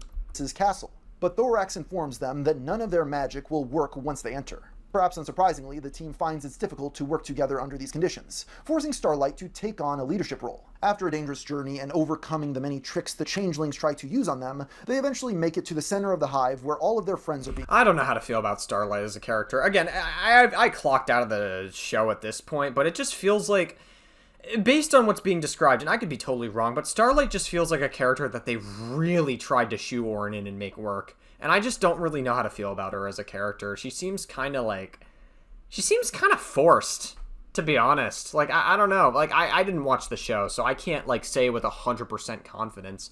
But maybe it's just because I'm not used to it. Maybe it's because I didn't have time to get used to it. Because I only watched up to, like, Season 4, or up to Season 3 or 4. I forget where I stopped, but I definitely stopped long before this season. Kept. Starlight and her team are confronted by Queen Chrysalis, who is quickly Queen Chrysalis is back! Overwhelmed when she attempts to drain Thorax's love. This causes Starlight to realize that the changelings need to share love rather than steal it, turning them all into new forms that I'm sure sold a lot of... Oh wait, they didn't actually make any toys for them, never mind. The story ends... Oh! Did they stop making toys for them? Did they just, like, say, fuck it, we're not doing it anymore? With the changelings becoming good and Thorax stepping up to... Like, all these things are really, like, signs that the show is definitely shifting in, like, a new direction. Be their new leader. When Chrysalis is offered the same chance for reformation, she refuses, vowing revenge before escaping. You may have noticed that Season 6 had a strong focus on Starlight Glimmer as the primary character for most of the overarching plot-centered episodes. Even though her introduction the previous year was a bit shaky, many more Bronies came away from this season liking her since they felt that Starlight's motivations and internal conflict had been significantly fleshed out. Yeah, I mean, I guess, but, like, I don't know. I don't know. I just don't know how to feel about it, personally. Shortly before Season 7 began airing, a catastrophic event would hit the fandom that would take years to recover from. On April Fool's Day 2017, 4chan decided to merge... 2017. Okay, wow, we're really fast-forwarding now. Like, I remember, like, minutes ago we were in, like, 2011, and now we're in 2017. Wow, time really flies. Merge boards together to see how communities would adapt. For example, they combined CO and CK to create cooking and comics. But the combo that stirred the most noise was ML Poll, which combined the Bronies with 4chan's politically incorrect board. Oh boy. Well, you can imagine how this is gonna go. You may expect the alt-right users to have overwhelmed the Pony fans, but it was actually the opposite. It must be understood that there are two types of boards on 4chan, red and blue. Blue boards are safe for work where no adult content can be posted. This means the MLP board, which is blue, outlaws Rule 34. Poll, on the other hand, was a red board, so when the two combined, this meant MLP erotica was allowed. The catalog was flooded with MLP Rule 34, with Bronies clearly taking the opportunity to let out their long-repressed thoughts. After this initial wave, the two groups formed a surprising alliance. Or unnaturally, depending on how you think about it. Resulting in a new wave of World War II-themed pony art. As it turns out, the two groups had a lot in common, both being containment boards from the rest of the site. It's not as if Bronies were a stranger to white nationalism either. In 2014, the fan created... Okay. Crazy stuff. We have a pony that's a literal Nazi. That's incredible. Pony Arian went viral featuring... Arian! Oh my god. Yeah, that's not subtle. White fur, a blonde mane, blue eyes, and an old-school German cutie mark. They got along so well, a substantial group began campaigning for the boards to stay merged together. Their demands were to no avail, so they began fighting back. This escalated to the point that ML Poll waged war on another board, QA. Their efforts got little accomplished, but it spawned a part of the community that never really left. As late as 2020, articles have been written about the fandom's battle with white nationalist pockets of the group. That same year, Derpy Buru, the most popular Brony fan art site, officially banned racist content. Yeah, I mean, that makes sense. That's a, that's really harmful to their brand, so that makes sense. So much for being inclusive. Despite this... Oh, that's... Okay, come on, Gamer from Mars. Come on. You know what you were doing there. Like, listen, like, you can't blame them too much for it. I get that Gamer from Mars is being a little bit silly here, but it's like, come on. Like, Okay. This outrageous example of cancel culture, the show galloped along to Season 7. Are you choosing to be an... Yeah, I mean, obviously Gamer Mars is being a little bit silly there, but, like, come on. apple over being a pear? Season fucking 7. I think we have 3 more seasons left, plus an MLP movie. Yeah, I think the show ended at, like, Season 9, I'm pretty sure. The first episode of Season 7, Celestial Advice, is the only season premiere of My Little Pony to not be broken into 2 parts. When Starlight and her team are awarded Medals of Honor for saving Equestria, discord goads Twilight into thinking she needs to send her pupil away to have a more hands-on friendship education. Well, Good, send her away. I honestly, don't know how to feel about her, to be fair. Tortures herself trying to figure out the perfect idea, she gets some advice from Celestia that ultimately leads to her graduating Starlight. This is by far the lowest stakes the first episode of a season has had so far, but fans still appreciated it for the growth shown by both Twilight and Starlight in the end. Season 7, Episode 13, The Perfect Pair, is the highest rated episode in the entirety of Friendship is Magic, with a score of 9.5. When Applebloom meets a pear farmer named Grand Pear at the market, it leads her, Applejack, and their brother Big Macintosh on a journey of discovery. It's Big Mac Davis! I mean, technically, Big Mac Davis took inspiration from this pony. Obviously, he made some changes, but, his avatar is quite literally, inspired by Big Macintosh.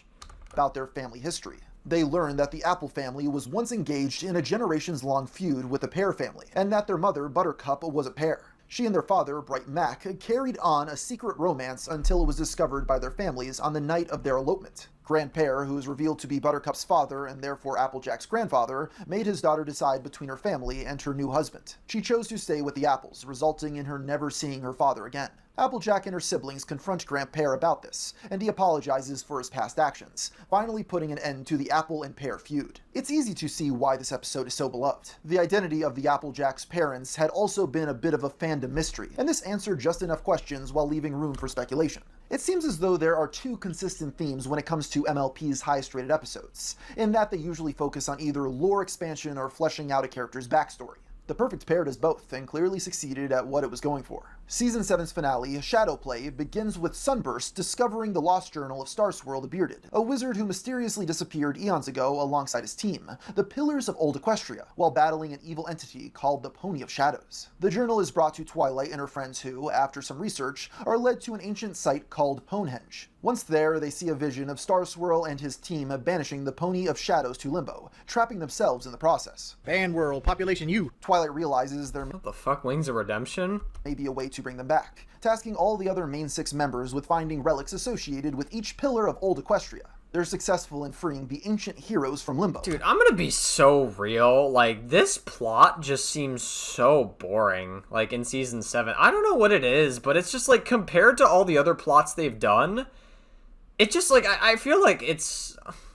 Maybe I'm just getting to a point where it's we're on Season 7 now, and, the show isn't really building up to any meaningful conclusion. You know what I mean? It just feels like it's going for the sake of going.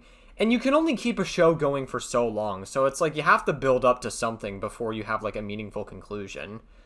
So I don't know, man. It just definitely...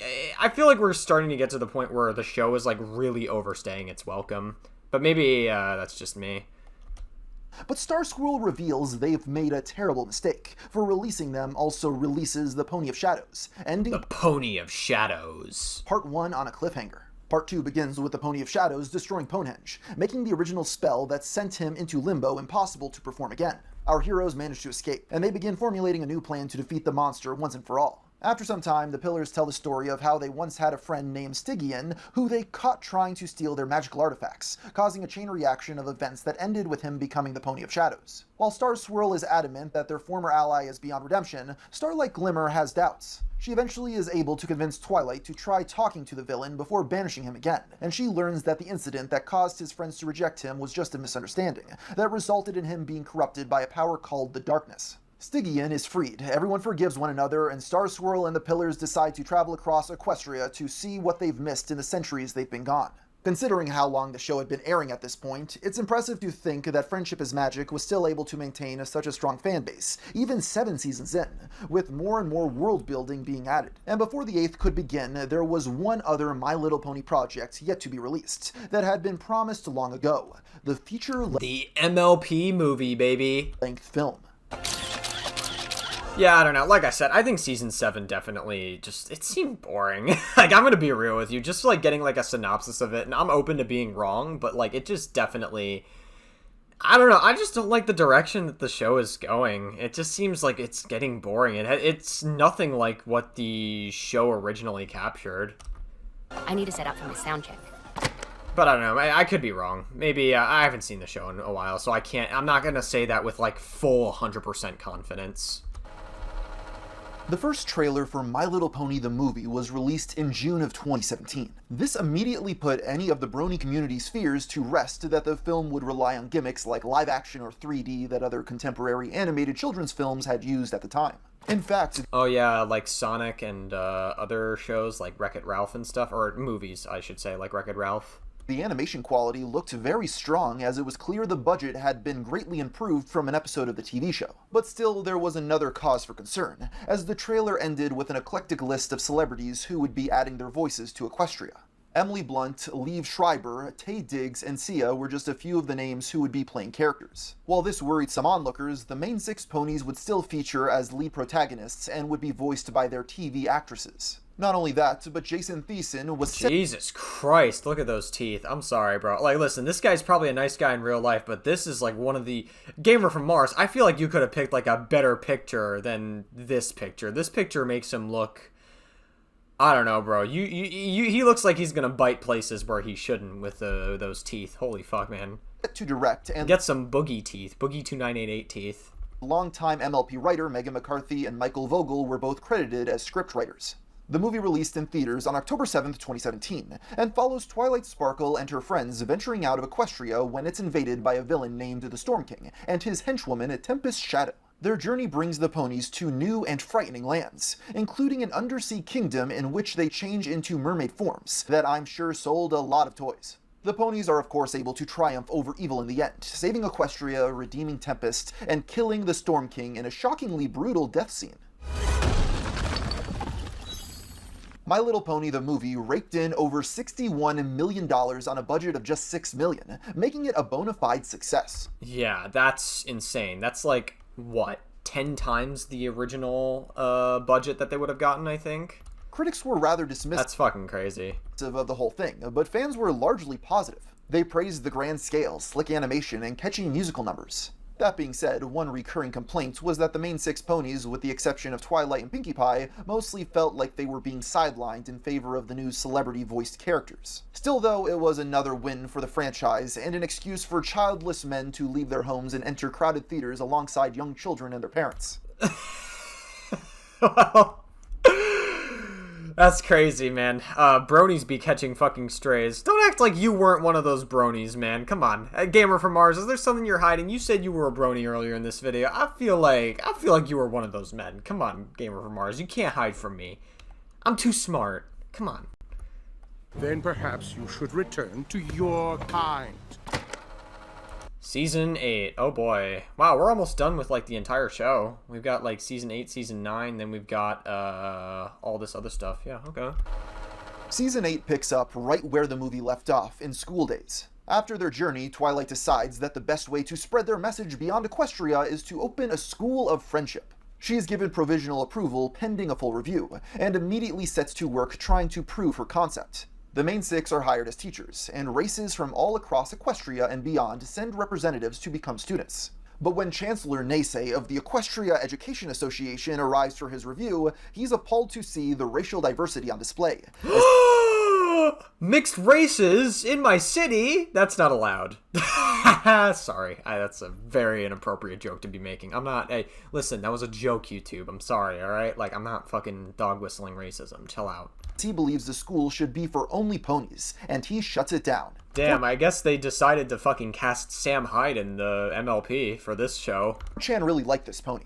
Part 2... Oh my god, of course. Of course 4chan loved them. Why wouldn't they? Begins with Twilight sulking about her failure until a pep talk from Starlight Glimmer convinces her that it wasn't the... I can't get over the fact that Starlight just feels like such a shoehorned in character for no fucking reason. I don't know, man. It just she's just such a weird character. I can't get over it. School that was wrong, but rather Naysay and his rules. Maybe I mean she seems to be a fan favorite in the show, so I guess maybe I'm just being a fucking stick in the mud, but still. When they go to the other kingdoms to try and get their students back, though, they learn that they all ran away together since they had already bonded and didn't want to be apart. The students are located and agree to try the school again, standing in defiance of Naysay's bigotry, with them winning in the end. In my opinion, School Days is easily the weakest season premiere in MLP's entire run. It's too woke? The idea of turning all of the main characters into teachers at a school felt like a creative team running out of ideas. That's actually a fair criticism, I'm not gonna hold you. And the immense focus placed on the new group of students, later dubbed the Young Six, made it seem as though the writers had become bored of the original protagonists. They decided to become woke, and they're shoving their political agenda and everything. They're showing a woman in My Little Pony, and you gotta keep that political agenda out of here. We have to have white Christian men in My Little Pony only.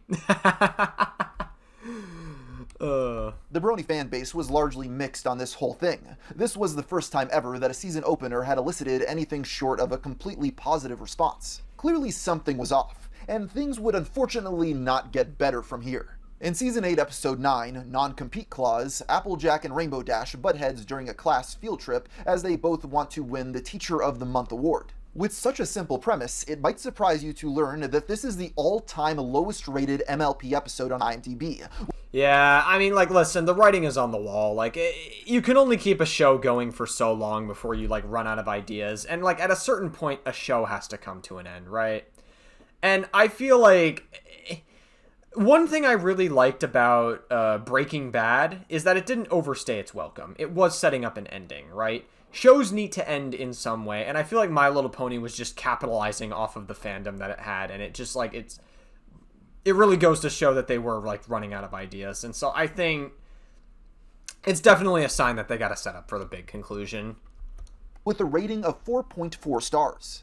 Fans lambasted it for its reductive character writing, claiming that the script had ignored years of development that had been given to Rainbow Dash and Applejack. The overall tone felt like a show for preschoolers, with a simplistic moral and shallow writing, far from the standards that grown adult men had come to expect from My Little Pony. If the premiere had caused doubts in the minds of bronies as to the future of the show, Non-Compete Clause only served to sour them further. In the Season 8 finale, School Raise, magic across Equestria suddenly begins to fail. The main six suspect that their old enemy, T-Rex, may be behind it, so they travel to his prison in a search for answers. Meanwhile, Starlight Glimmer is left in charge of the school. Cozy Glow, a student introduced earlier in the season who also works as Twilight's assistant, quickly announces that Starlight had to leave at the last minute, putting her in charge. When the main six arrive at the prison, though, they are horrified to learn that it was actually Cozy Glow who was responsible for the disappearance of magic. Not only that, but they've accidentally trapped themselves. Wow, who would have guessed? That's crazy. With no magic left for them to escape. Back in the school, the Young Six discover Starlight trapped in the basement, ending part 1. I bet a lot of MLP fans would like her trapped in their basement. I fucking saw that coming, man. Come on. Oh, man. I literally, like, was like, that was such a telegraph joke. If there was a foggy horizon and you saw the building blocks for the, like, if there was a foggy horizon, you could still see that joke coming. That's how fucking predictable it was. In the second part, Cozy Glow reveals her motivation for all of this. She has come to the realization that friendship is not magic, but power. And if she can't control the School of Friendship, she can gain enough power to rule Equestria. But her plans are dashed when the Young Six are able to free Starlight and restore all the stolen magic. Cozy Glow is exposed for her crimes and then imprisoned. Just so we're clear, this season ends with a child being banished to the My Little Pony equivalent to hell. Overall, Season 8 That's crazy. It's as the lowest rated batch. I guess children can go to hell when you think about it. I don't know. Juvie exists for a reason. That's like their hell.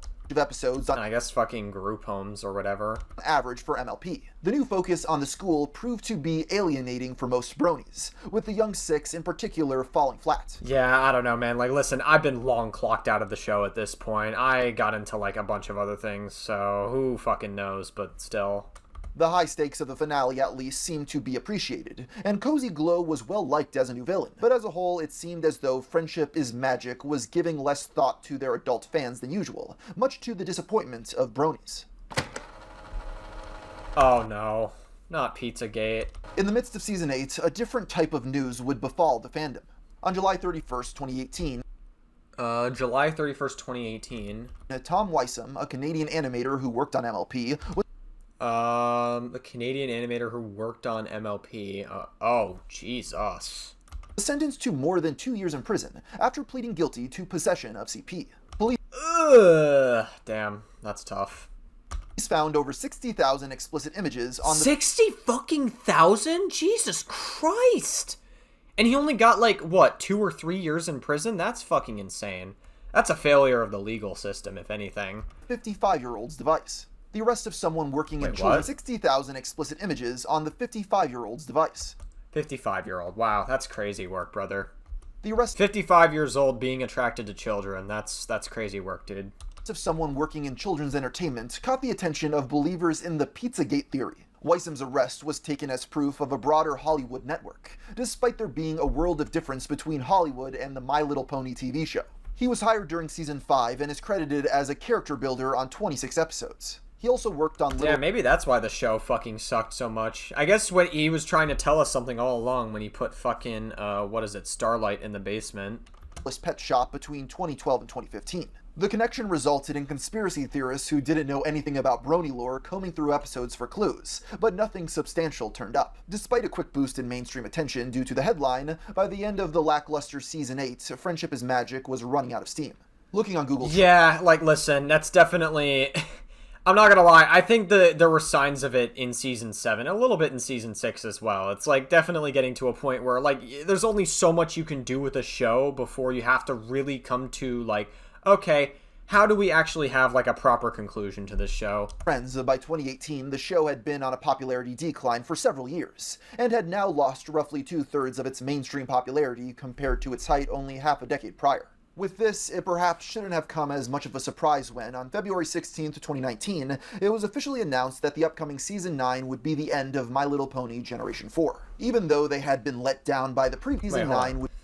Season 9 will be the last season of Friendship is Magic, but this is definitely not the end for My Little Pony. In fact, it's just the beginning. As we continue the development of our new CGI movie, we are dedicated to continuing our beloved stories on multi-platforms. In the coming months, we will be able to share our exciting new content. Yeah. Okay, cool. Gotcha. Would be the end of My Little Pony Generation 4. Even though they had been let down by the previous year, Bronies still found it difficult to say goodbye. So they gathered around in front of their TVs to bid farewell to their favorite show when the final episodes began airing in April of that same year. And Chrysalis, you see something I gotta say, being that must actually be, like, very bittersweet for a lot of fans. I mean, they've stuck with the show since, like, 2010 when the show first aired. And so going on for 9 seasons, that's a long time. Like, the show has been around for a long time, and, like, they've really developed, like, a really huge connection to the show. So that definitely is, like, very, very bittersweet. Did they give it a proper conclusion that it needed? I guess we'll find out if Season 9's any good. It's about ponies. Never! So far, the last few seasons have been kind of boring, not gonna lie. So we'll see if Season 9 is okay. Based on what I'm seeing so far. Not that I've actually seen the episodes, so I can't give it, like, a full judgment, but still. The fittingly titled final season opener, The Beginning of the End, kicks off with Celestia and Luna announcing their retirement, naming Twilight Sparkle as the next ruler of Equestria. This news on its own is enough to stress Twilight out, but she is flung into a full-on panic when she learns that the switch will be taking place in just a few days. Meanwhile, a group of the pony's old enemies consisting of Queen Chrysalis, King Sombra, T-Rex, and Cozy Glow are assembled by Grogar, an evil emperor from before Equestria even existed. He proposes an alliance to defeat the main 6 once and for all, but Sombra rejects the idea and goes out on his own to reconquer the Crystal Empire. While he's successful... This is interesting. I actually really like this for, like, a season finale. Get all the villains in one area and have, like, another big bad lead them. That's neat. I will say, you could criticize it for being a little bit safe, but also, like, it makes sense. I think what I would have liked maybe, and maybe they have signs of it earlier in the show, but maybe they could have added hints to this big bad in the show, like, throughout the, like, they've been teasing him since, like, I don't know, season 1 or season 2 or something. They've been, like, teasing the big bad for a long time at this point, so I don't know. That could be cool. That could have been, like, an interesting, like, build-up, for sure. At first, Twilight and her friends are able to easily defeat him using the elements of harmony, the first time they have been utilized in many seasons. But when they go to return the relics to the Tree of Harmony, they realize they have been tricked. Sombra only pretended to be defeated so he could follow them back to the tree, and he proceeds to destroy both it and the elements. Part 2 begins with the ponies now trapped and powerless to stop Sombra as he goes off to conquer Ponyville. When they finally do manage to escape, they find their friends mind-controlled and marching to evade Canterlot. To make matters worse, without the Tree of Harmony, the Everfree Forest begins growing out of control. The main six try in vain to hold it back, but Celestia, Luna, and Star Swirl arrive just in time to stop it, freeing up the ponies to go confront Sombra and Canterlot. When they arrive, they ask for help from Discord, who reluctantly agrees even though he admits he wanted Twilight to prove she was capable of saving the day on her own. During his fight with Sombra, though, Discord is injured, proving even his godlike magic isn't enough to stop him. Even so, he manages to give the ponies a pep talk that bestows in them the confidence to use their friendship to blast Sombra away, saving the day once again. Even though Twilight has proven herself a capable leader, the story ends with Celestia and Luna agreeing to delay their retirement to give Twilight more time to prepare. The middle episodes in the season don't really have anything interesting going on, so I'll be skipping right to the grand finale now. The ending of the end begins with Chrysalis, T-Rex, and Cozy Glow stealing energy from Grogar's bell, an ancient artifact containing all of his stolen power. They then betray Grogar, stealing his magic and revealing him to have been Discord the entire time. Now, without his magic... Wait, what? From Grogar's bell, an ancient artifact containing all of his stolen power. They then betray Grogar, stealing his magic and revealing him to have been Discord the entire time.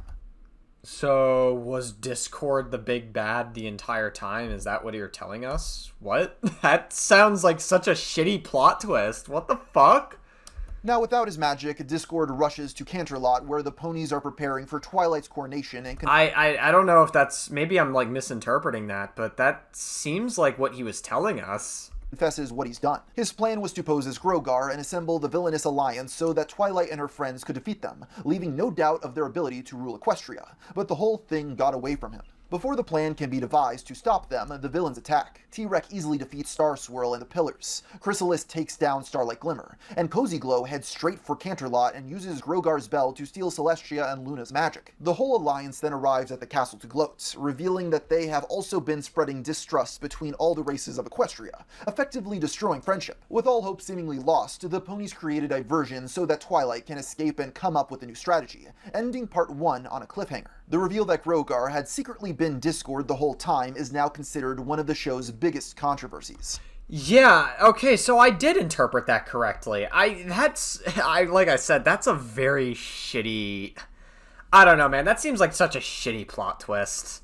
I'm not gonna lie. Like, they were setting up Discord to be, like, a really, really good character. I just feel like that's kind of an insult to the franchise.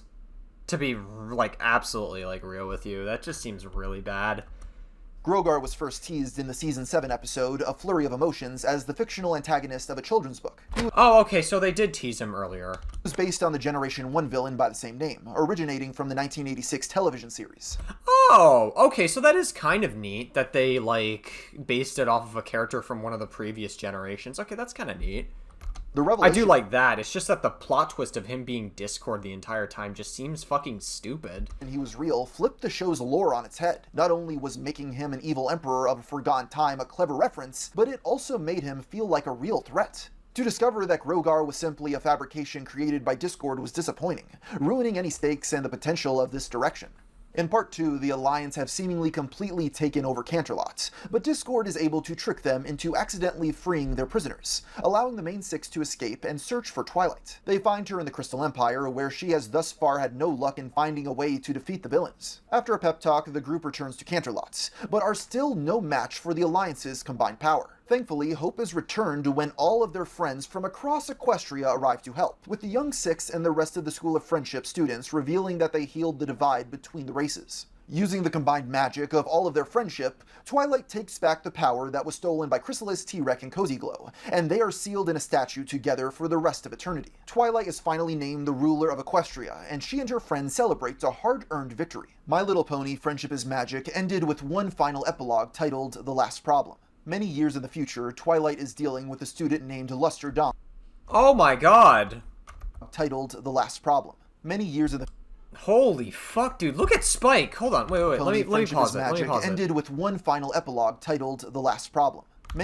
Dude, look at Spike. Look at him.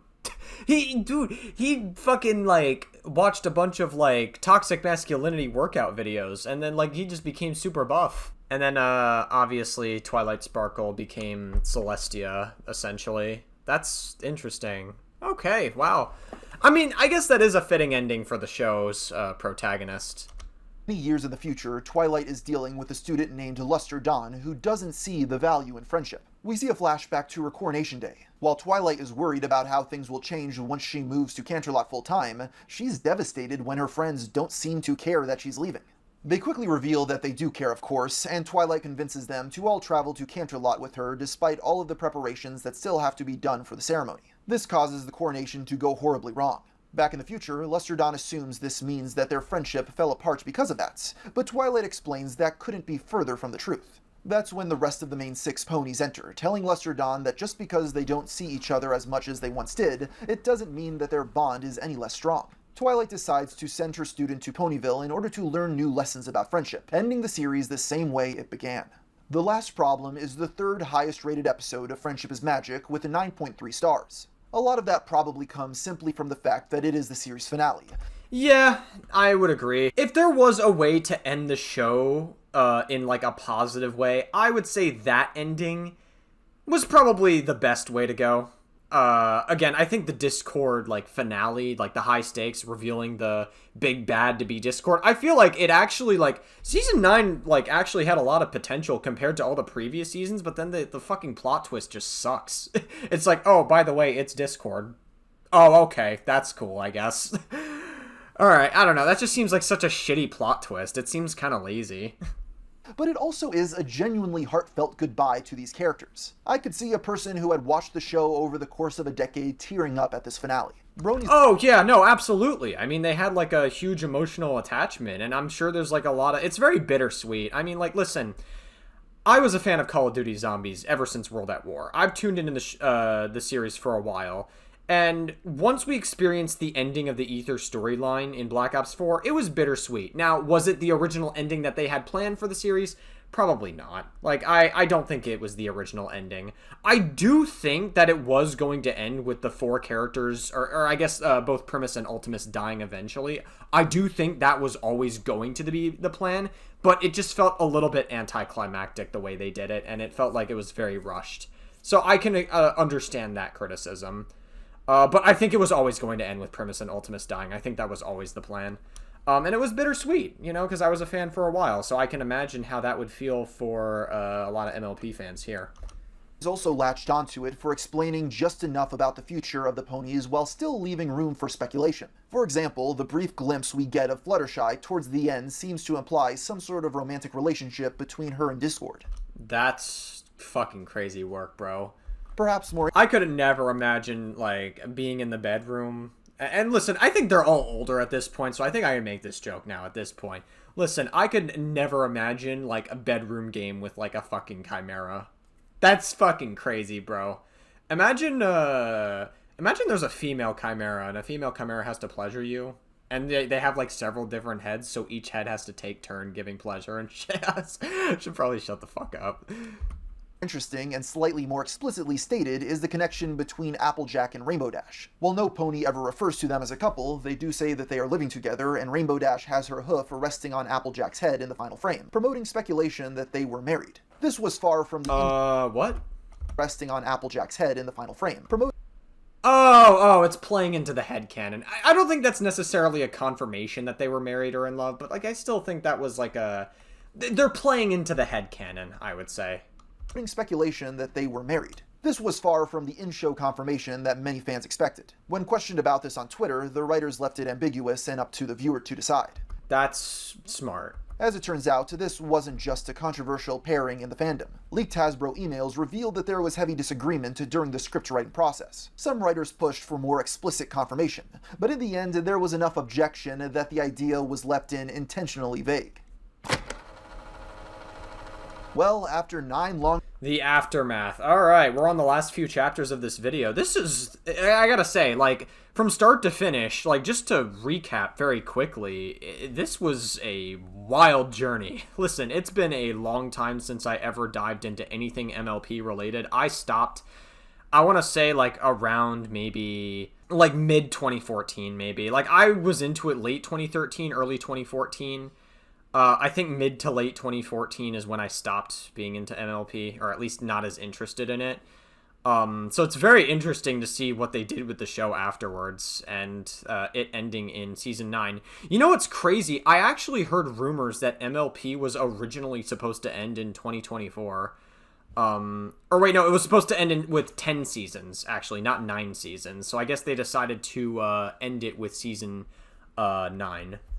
Seasons, MLPG4 had finally come to an end. Regardless of the conclusion itself, this was devastating for those who had grown attached to the characters. It seemed like we... Yeah, I mean, when you grow attached to a show very quickly, like, it's very bittersweet. No, I actually think that feeling is completely valid. It's not even like... Listen, a lot of bronies are parasocial. Like, I agree. Like, we've seen a lot of parasocial behavior, like, before, but, like, being, like, bittersweet about a show ending, like, that's actually fairly normal. May never see the main six again, forced to be content with the same finite material forever. Then, in April of 2019, there was a glimmer of hope. That month, a video parodying steamed hams from The Simpsons went viral.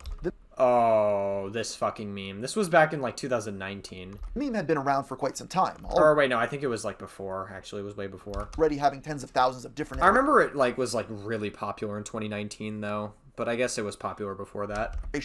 But what made this one stand out was its use of AI technology to replicate the voices of Presidents Trump and Obama. Well, Seymour, I made it, despite your directions. Our Superintendent Chalmers, welcome. I hope you're prepared for an unforgettable luncheon. While rudimentary, it was impressive enough to garner 500,000 views. The description explained it was synthesized using AI models trained on their speech patterns. This resulted in a thread being made on... Oh my god, the start of AI videos dated back in 2019. Can you believe it? 4chan's MLP board. I propose we use this technology to create accurate text-to-speech voices for the main six. You don't have to think long to imagine the possibilities.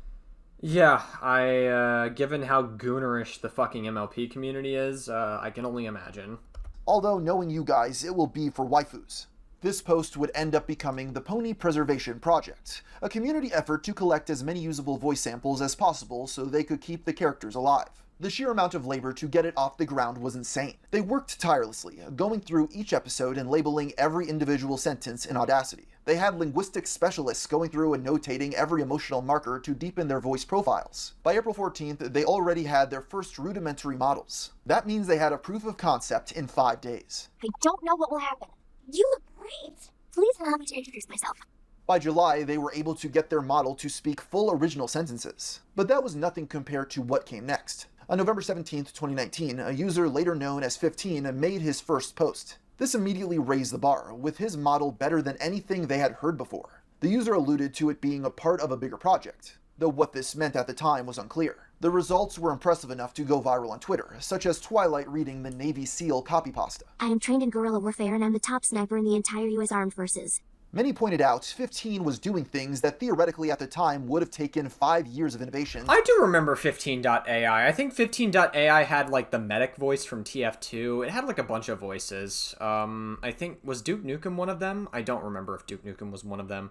I don't remember all of them off the top of my head. I think SpongeBob was another one. I remember that. To achieve. He also declined to make his code open source. This led to conspiracies that 15 may be involved in some kind of government agency. It's clear he was involved with AI development on some level, to the point that they feared publicizing his efforts. Whatever the case may be, that changed once he shared the first iteration of his 15 AI website on February 26, 2020. His site was directly tied to MIT, thanking them for providing the project's initial funding back in 2017. Voice generation was made available a month later, and 15 AI spread to the broader internet. The site expanded beyond MLP to... Oh yeah, they did have Doctor Who. I remember. I guess Portal was another one too. Undertale is like unsurprising, but Undertale's like not that hard to replicate though, because it's just like a single soundbite just repeated over and over again. Include characters from other franchises. The list only grew as time went on, helping normalize the technology beyond novelty. I love the gamer from Mars. It's crazy to think that when people look back... I'm curious. Alright, yeah, let's see what we got. What the fuck did you just fucking say to me, you little bitch? I'll have you know I graduated top of my class. That's crazy. What the fuck did you just fucking say to me, you little bitch? I'll have you know I graduated top of my class. That's fucking insane. I guess it makes sense that it's only MLP characters, but still, that is crazy. Yeah, wow, AI is quite the tool. Back at the history of AI technology, they're going to have to thank Bronies for a lot of it. MLP fans were fixated on making this AI technology work, as many of— Were Bronies really responsible for a lot of the AI technology? I know 15.ai was, which was definitely really impressive for the time, but Jesus Christ, that's fucking crazy, man. Bronies are going to be like the scapegoat for AI technology and voice actors being put out of jobs. Wow. You did it again, Bronies. You and your fucking Gooner mind technology endeavors. You guys are going to be the scapegoats. Hopefully you're happy with that for the rest of your lives. them actually felt that there was no life worth living without new content with their pony companions being made. And that's okay, that's a little bit parasocial. Like, come on, that's a little— I don't know if I wouldn't doubt that some Bronies felt this way. But it's like, listen, it's normal to feel, like, I guess, some level of somberness that the show that you've been attached to is ending. That's very normal. It's a whole other thing to just be, like, super parasocial and just like, oh, yeah, I can't live without this show now. Yeah, like, come on. You gotta get over it eventually, you know? Like, feel the sadness. It's a valid feeling. But you gotta move on eventually, right? You know, there's bigger and better things to go on, and there's gonna be newer shows you'll get attached to. And the cycle will repeat it. It'll repeat itself. One case, this obsession ended in tragedy. On April 15th, 2021, a shooting erupted at a FedEx ground facility in Indianapolis. What the fuck? The attack left 7 injured and 9 killed, including the perpetrator, a 19-year-old former employee named Brandon Scott Hull. While his motive remains unclear to this day, his digital footprint did provide insights, namely that he was a lifelong Brony. In between reading white supremacist forums, Hull enjoyed My Little Pony to the point he referenced it in his final post on Facebook. Oh my god. I hope that I can be with Applejack in the afterlife. My life has no meaning without her. If there's no afterlife and she isn't real, then my life never mattered anyway. Yeah, okay, this guy clearly has a lot of mental health issues. Jesus fuck. This is what I mean when I say parasocial behavior gets a little bit too far. Like, to shit like this. This guy clearly has a lot of mental health issues that were very unresolved. Of course, there were undoubtedly greater factors to the shooting than My Little Pony. Hull had a troubled upbringing and was deeply mentally unwell. At the same time, his final post exhibits a level of delusion that it wouldn't be inaccurate to say that he committed the act in the name of Equestria. Photos of his room released— Probably. I mean, he was very delusional. As part of this guy definitely, like I said, this guy had a lot of mental health issues, very clearly. Freedom of Information Act requests show that his entire dwelling was decorated in MLP memorabilia. It gets even darker, though. The gun he used, as well as a helmet he wore, were covered in stickers of his favorite ponies. Is that a fucking Nazi helmet, by the way, too? I just noticed. He has, like, the fucking MLP stickers all over his, like, Nazi helmet. That's fucking crazy. An Applejack plush was also spotted on his bed. I do not like the pose that Applejack plush is in. That's all I gotta say. Which he appeared to sleep with at— That's definitely not suspicious. Night. Some in the community have pointed to Hull as an example of a larger problem in the fandom, the near religious dedication they have to the show and its stated values. One user compared it to a death cult that didn't happen in a vacuum. And it should be noted that this was far from the only violent crime attributed to the show. In February 2015, a 17-year-old Dean February 2015, okay. Sutcliffe fatally shot 2 people in his ex-girlfriend's home. Upon his arrest, they discovered a picture of his ex as well as My Little Pony collector cards in his pocket. Dean's Facebook was later uncovered, showing he posted under the name Blake Belladonna. His banner was an image of Princess Luna. A year later, Sutcliffe pled guilty to 2 counts of first-degree homicide and was sentenced to life in prison. In 2015, a Brony was apprehended in Illinois. This time, it was a 23-year-old woman named Lindsay Cantha Savanaranth. Lindsay ran the Tumblr blog Cock Swastika, which showed her oh, wow, incredible. obsession with mass shootings and Nazism. She was— Oh my god, this is a fucking true crime freak. I can already tell you right now, like, a lot of the true crime freaks hung out on Tumblr specifically. It was like a breeding ground for this shit to happen. And, dude, true crime people are some of the most toxic people you will ever meet. And not, like, toxic as in, like angry toxic or like, oh my god, you know, you're so fucking like this. Not like CSGO or like gaming level of toxic. I mean like toxic as in like, it's like these people are just unhealthy to be around. Like, you gotta be careful when doing true crime because like I knew somebody who did true crime. I was around them a lot. That was like the basis of his content. But when you cover it just a lot, you tend to get, like, a lot of secondhand trauma. That's why you have to be very careful about a lot of the content that you consume online, because, like, secondhand trauma is a very real thing that you can get, and it's very, like, Man, I feel like I'm desensitized to a lot of it at this point, but it's like true crime is just like a whole other layer of just unhealthiness. It was also reportedly tied to a Facebook page filled with bizarre images mixing the World War II German leader and My Little Pony. Lindsay and a Canadian man named James Gamble plotted an attack on a Canadian shopping mall. It was Jesus Christ, why was this common? Why the fuck did this happen so much? Thankfully thwarted before it could be carried out. Gamble took his own life once authorities closed in.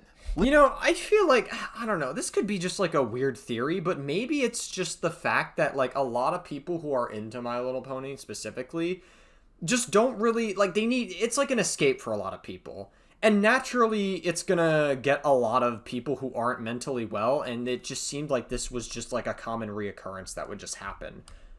It really begs the question why the hell this was so common. Lindsay pled guilty to conspiracy to commit murder and was sentenced to 10 years in prison. Our final true crime story takes place in September 2016 in the sunny state of California. Josh Acosta, 21 years of age, was a military brony. He worked as an army mechanic at Fort Irwin. He frequently made drawings of the main six in military gear. His Facebook page showed he was a member of the My Little Anti-Bullying Project. Frank Felix, a 25-year-old, was a furry, not safe for work artist. He was known online by the name Enti. The two men were best friends and active members of their local furry communities. It was through these groups that they would meet Jennifer Yost, as well as her 17-year-old daughter, Caitlin. Felix bonded with Caitlin over My Little Pony. Oh, Jesus Christ, I don't like where this story is going. Attempting to groom her and eventually declaring his love. Great. These included hopes they could start a family and make Caitlin's sisters their children. Unsurprisingly, her parents didn't approve, as they felt she wasn't ready to date anyone at the time. This led Felix to begin plotting to have her parents murdered in a staged robbery gone wrong. He went to his old friend Acosta to carry out the ambush, and for some reason the man agreed. Oh, Jesus Christ. It's like when you're so mentally fucked up, it's like, just like any sense of like, just like thought that goes into your head is just like, oh, well, any sort of reasoning is just out the window at this point. The attack took place on September 23, 2016. Caitlin, as well as her 6- and 9-year-old sisters, weren't home. Acosta broke into the family's dwelling with a shotgun, murdering Jennifer and Christopher Yost, as well as Arthur William Bucci, a family friend. Their bodies were discovered by her 6-year-old sister, who was also the one to phone 911. The duo were arrested less than 2 days after the murder. Both Felix and Acosta were convicted on 3 counts of murder, both getting consecutive life sentences. Across all these different crimes, it's hard to pinpoint an overall effect My Little Pony had on the perpetrators. For the most part, its relevance seems incidental, although it's definitely like a level of like parasocialness. There's a lot of like parasocial behavior in the MLP community, very clearly. But I don't even think you can blame the violence that's happening here on like parasocial behavior specifically. I feel like it runs deeper than that. I feel like a lot of these people just already have shitty lives. It's the same logic with like the online art communities and the object show community. It's the same logic. A lot of people use these areas as a form of escape because their life they're unhappy with what the events that are going on in their own life. Whether or not it is or it isn't shitty, who fucking knows? But it's like people use these as an escape, and then a lot of these people already aren't mentally well, so I don't know if MLP has anything to do with it necessarily. I actually legitimately think it just has to do with the fact that you just attract a lot of mentally unwell people, and it just so happens to just keep on happening. That's my personal theory. But I could be, like, totally wrong on that. Maybe MLP is secretly a fucking psyop to, I guess, secretly manipulate these people into shooting up innocent people or grooming kids or something. I don't know. There is a huge overlap between homicidal bronies and the Nazi pockets of the fandom. At the very least, these sorts of questions have allowed for a more critical examination of the subculture as a whole. As one longtime brony put it on the MLP subreddit, in the early days of the fandom, before the first major drop-off in fandom participation, it was considered judgmental and taboo to talk about how this cultural phenomenon could lead to people who shouldn't be around kids having access to little girls. It also doesn't help that Hasbro and the writers started to pander to the bronies within the actual show either, because it gave them power. A common example... I disagree with that. Listen, I do think that there probably should have been better boundaries set, because a lot of people didn't seem to give a fuck about boundaries as much back then. Compared to, like, I guess, how they have them now. But I disagree with the fact that just because bronies existed, that on its own was problematic. I disagree with that. Because not every brony was able to enact whatever this was, and I'm living proof of that, so...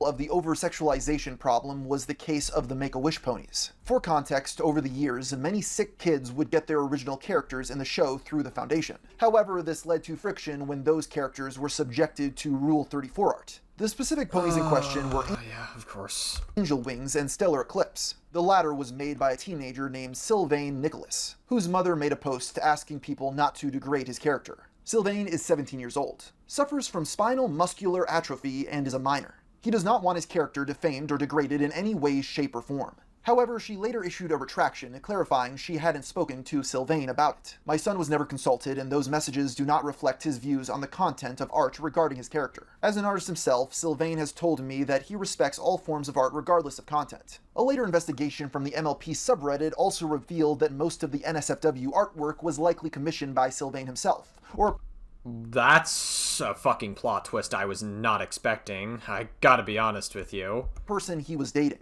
At the very least, they were able to— Listen, man, I've said it before and I'll say it again, like, kids are fucking horny gooners. I was a horny gooner kid. And a lot of kids are, like, growing up, you know, like, your hormones act up, you know, you enter your adolescent years, and that's, like, the time where you really start to explore yourself. Like, kids can be fucking horny gooners as well. A lot of people tend to forget that. Now, that's not a justification for like a scenario that happened earlier in this video where an adult should fucking groom a 17-year-old. That's obviously fucking wild shit. There's no justification for adults to be with minors, but still. To confirm that the supposed spiteful Rule 34 scenario was heavily misconstrued. At the same time, though, they were still dealing with a minor. It's crazy to think that what originally was a show ironically watched by adults as a troll ended up to be such a genuine obsession for thousands that it's been linked to a variety of crimes, murders, and abuse cases. Regardless of the bad press, Hasbro still had a cash cow on their hands, and with the 4th generation officially over, they had to get to work coming up with the next iteration. And Bronies were nothing less than skeptical about the future.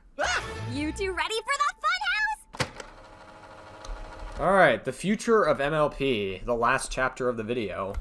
As it turns out, shortly after Friendship is Magic concluded, Hasbro got straight to work on developing My Little Pony's 5th incarnation. It was quickly decided that the series would be animated in 3D, without the involvement of Lauren and Company. Because the toy giant didn't retain full rights to the previous iteration since it was made in collaboration with Discovery, they supposedly had to make a new cast of characters, seemingly closing the previous chapter for good.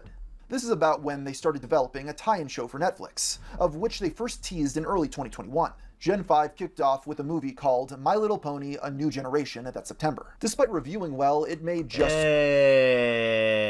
It does not look good. It looks very, like, newer Sonic coded. It just doesn't seem like... Just by looking at the artwork of this show, I can already tell you that this is not going to capture the same magic that the original Friendship is Magic had. I'm just going to, like, let you know that right now. Just by looking at this. $4 million.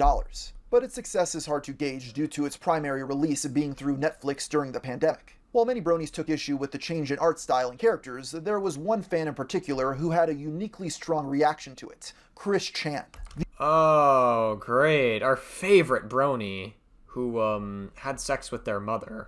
The internet legend had fallen into it. But listen, the Chris Chan rabbit hole is a little more nuanced than that. Like, obviously, maybe I'll dive into it one day. I have not dived in the Chris Chan rabbit hole. All I can say is that Chris Chan is very degenerate.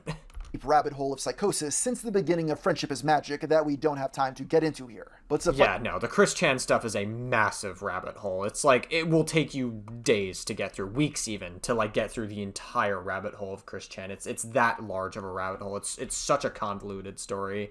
Is it to say that they saw the beginning of Generation 5 as a grave sign for the future of our reality?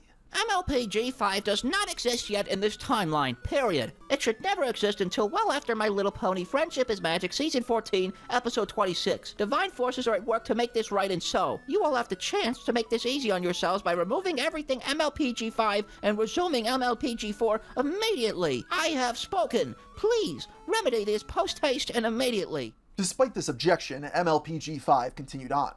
Yeah.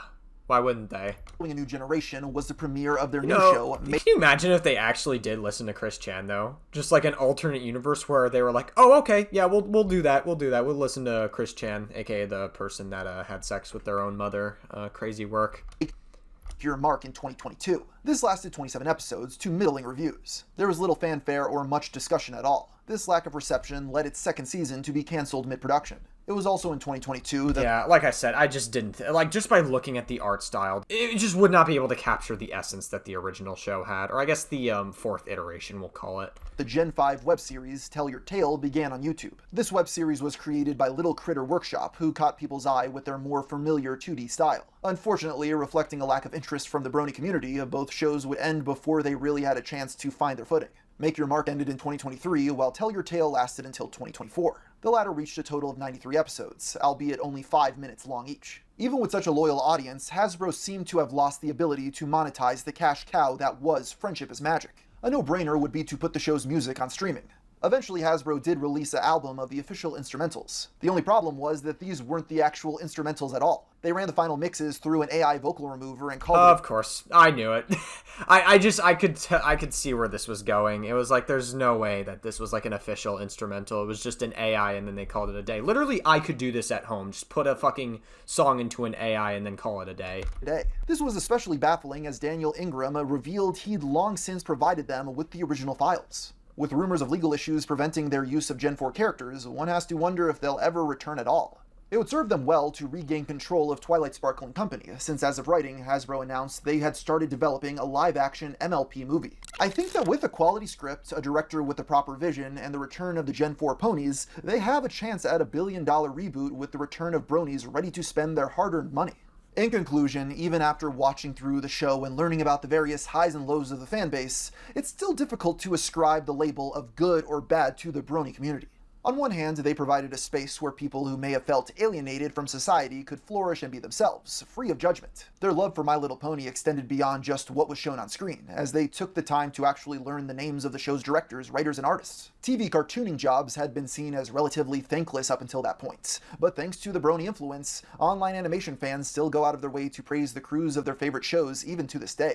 Yeah, I mean, like, listen, I pretty much think he summed it up perfectly there, is that, like, a lot of these people felt very alienated from society, and I don't know, man, like, listen, being introverted is, like, I don't know, I've gone back and forth of being introverted and extroverted in life, and I was fairly introverted, I would say, in, like, middle school and, like, early high school, so, like, I understand what it's like to want an escape somewhere, right? I totally get that, and like a lot of these like online Brony communities served as that. Obviously, naturally, when fandoms grow very, very large, there's going to be a lot of degeneracy, and the Brony community was absolutely no exception to that. But I think overall, like as much as people get made fun of for being Bronies, and it's kind of like a bit of a butt end for a lot of jokes, I actually overall think it was a net positive, surprisingly. I actually legitimately think it was overall a fun thing. But on the other hand, though, the more heinous actions of the adult pony fanbase that we have discussed today are self-evident. Yeah, for sure. They took a show that was meant to be enjoyed by children and twisted it into something perverse, making it... Yeah, no, it's obviously very, very gross. Difficult for MLP's intended audience to go online without accidentally stumbling upon something they shouldn't see. This too is an influence that's still felt to this day, as it's impossible for a new animated children's show to become popular without Rule 34 art of it flooding the web. And while I can't back this up with any statistics, it seems very clear that the MLP fanbase has a larger portion of it that are into these perverse sections than any other fandom. But even the non-sexual Bronies have been accused of gatekeeping little girls from engaging with My Little Pony. Yeah, I mean, naturally that overlap is going to happen because the show was originally intended for younger girls. I think no one can deny that Bronies won't be beating the cringe allegations anytime soon. Definitely not. After watching through the show, while my team and I did find a lot of enjoyable elements, it's still difficult to wrap my head around exactly how it took over the pop culture discussion so much in the 2010s. We may never see a phenomenon like My Little Pony Friendship is Magic again. I don't think we will. Like, I mean, I literally said earlier in this video that, like, MLP was, like, culturally, like, one of the most unique shows for its time. It's very, I don't know if I ever saw, I think Lauren Faust mentioned earlier that the show played on like gender roles and like how like men could be into like I guess like people who are more masculine can be into like more feminine things, like MLP for existence, because like MLP is like a very feminine show generally speaking. Like that's the vibes it usually gives off. I don't think we'll ever see anything like that ever again. It's very I don't think it quite played on gender roles like Lauren Faust said. I don't like fully I never really fully saw it that way, but it definitely was a very interesting phenomenon. But the impact it left on the internet, for good and bad, is undeniable. One thing's for certain, though, which is my favorite pony is Pinkie Pie. Mine was probably Twilight Sparkle. Rarity was up there, though, for sure. And I guess Rainbow Dash was pretty cool as well, too. So yeah, those are like my 3 if I had to pick. This video was interesting. I mean, it was definitely an interesting look into my past as well, because I, once upon a time, was a brony myself. I know. Very weird lore to dive into, but yeah, it was a very interesting video to dive into. Gamer of Mars did a very excellent job putting everything together. And yeah, very, very good video, guys. Go check out Gamer of Mars.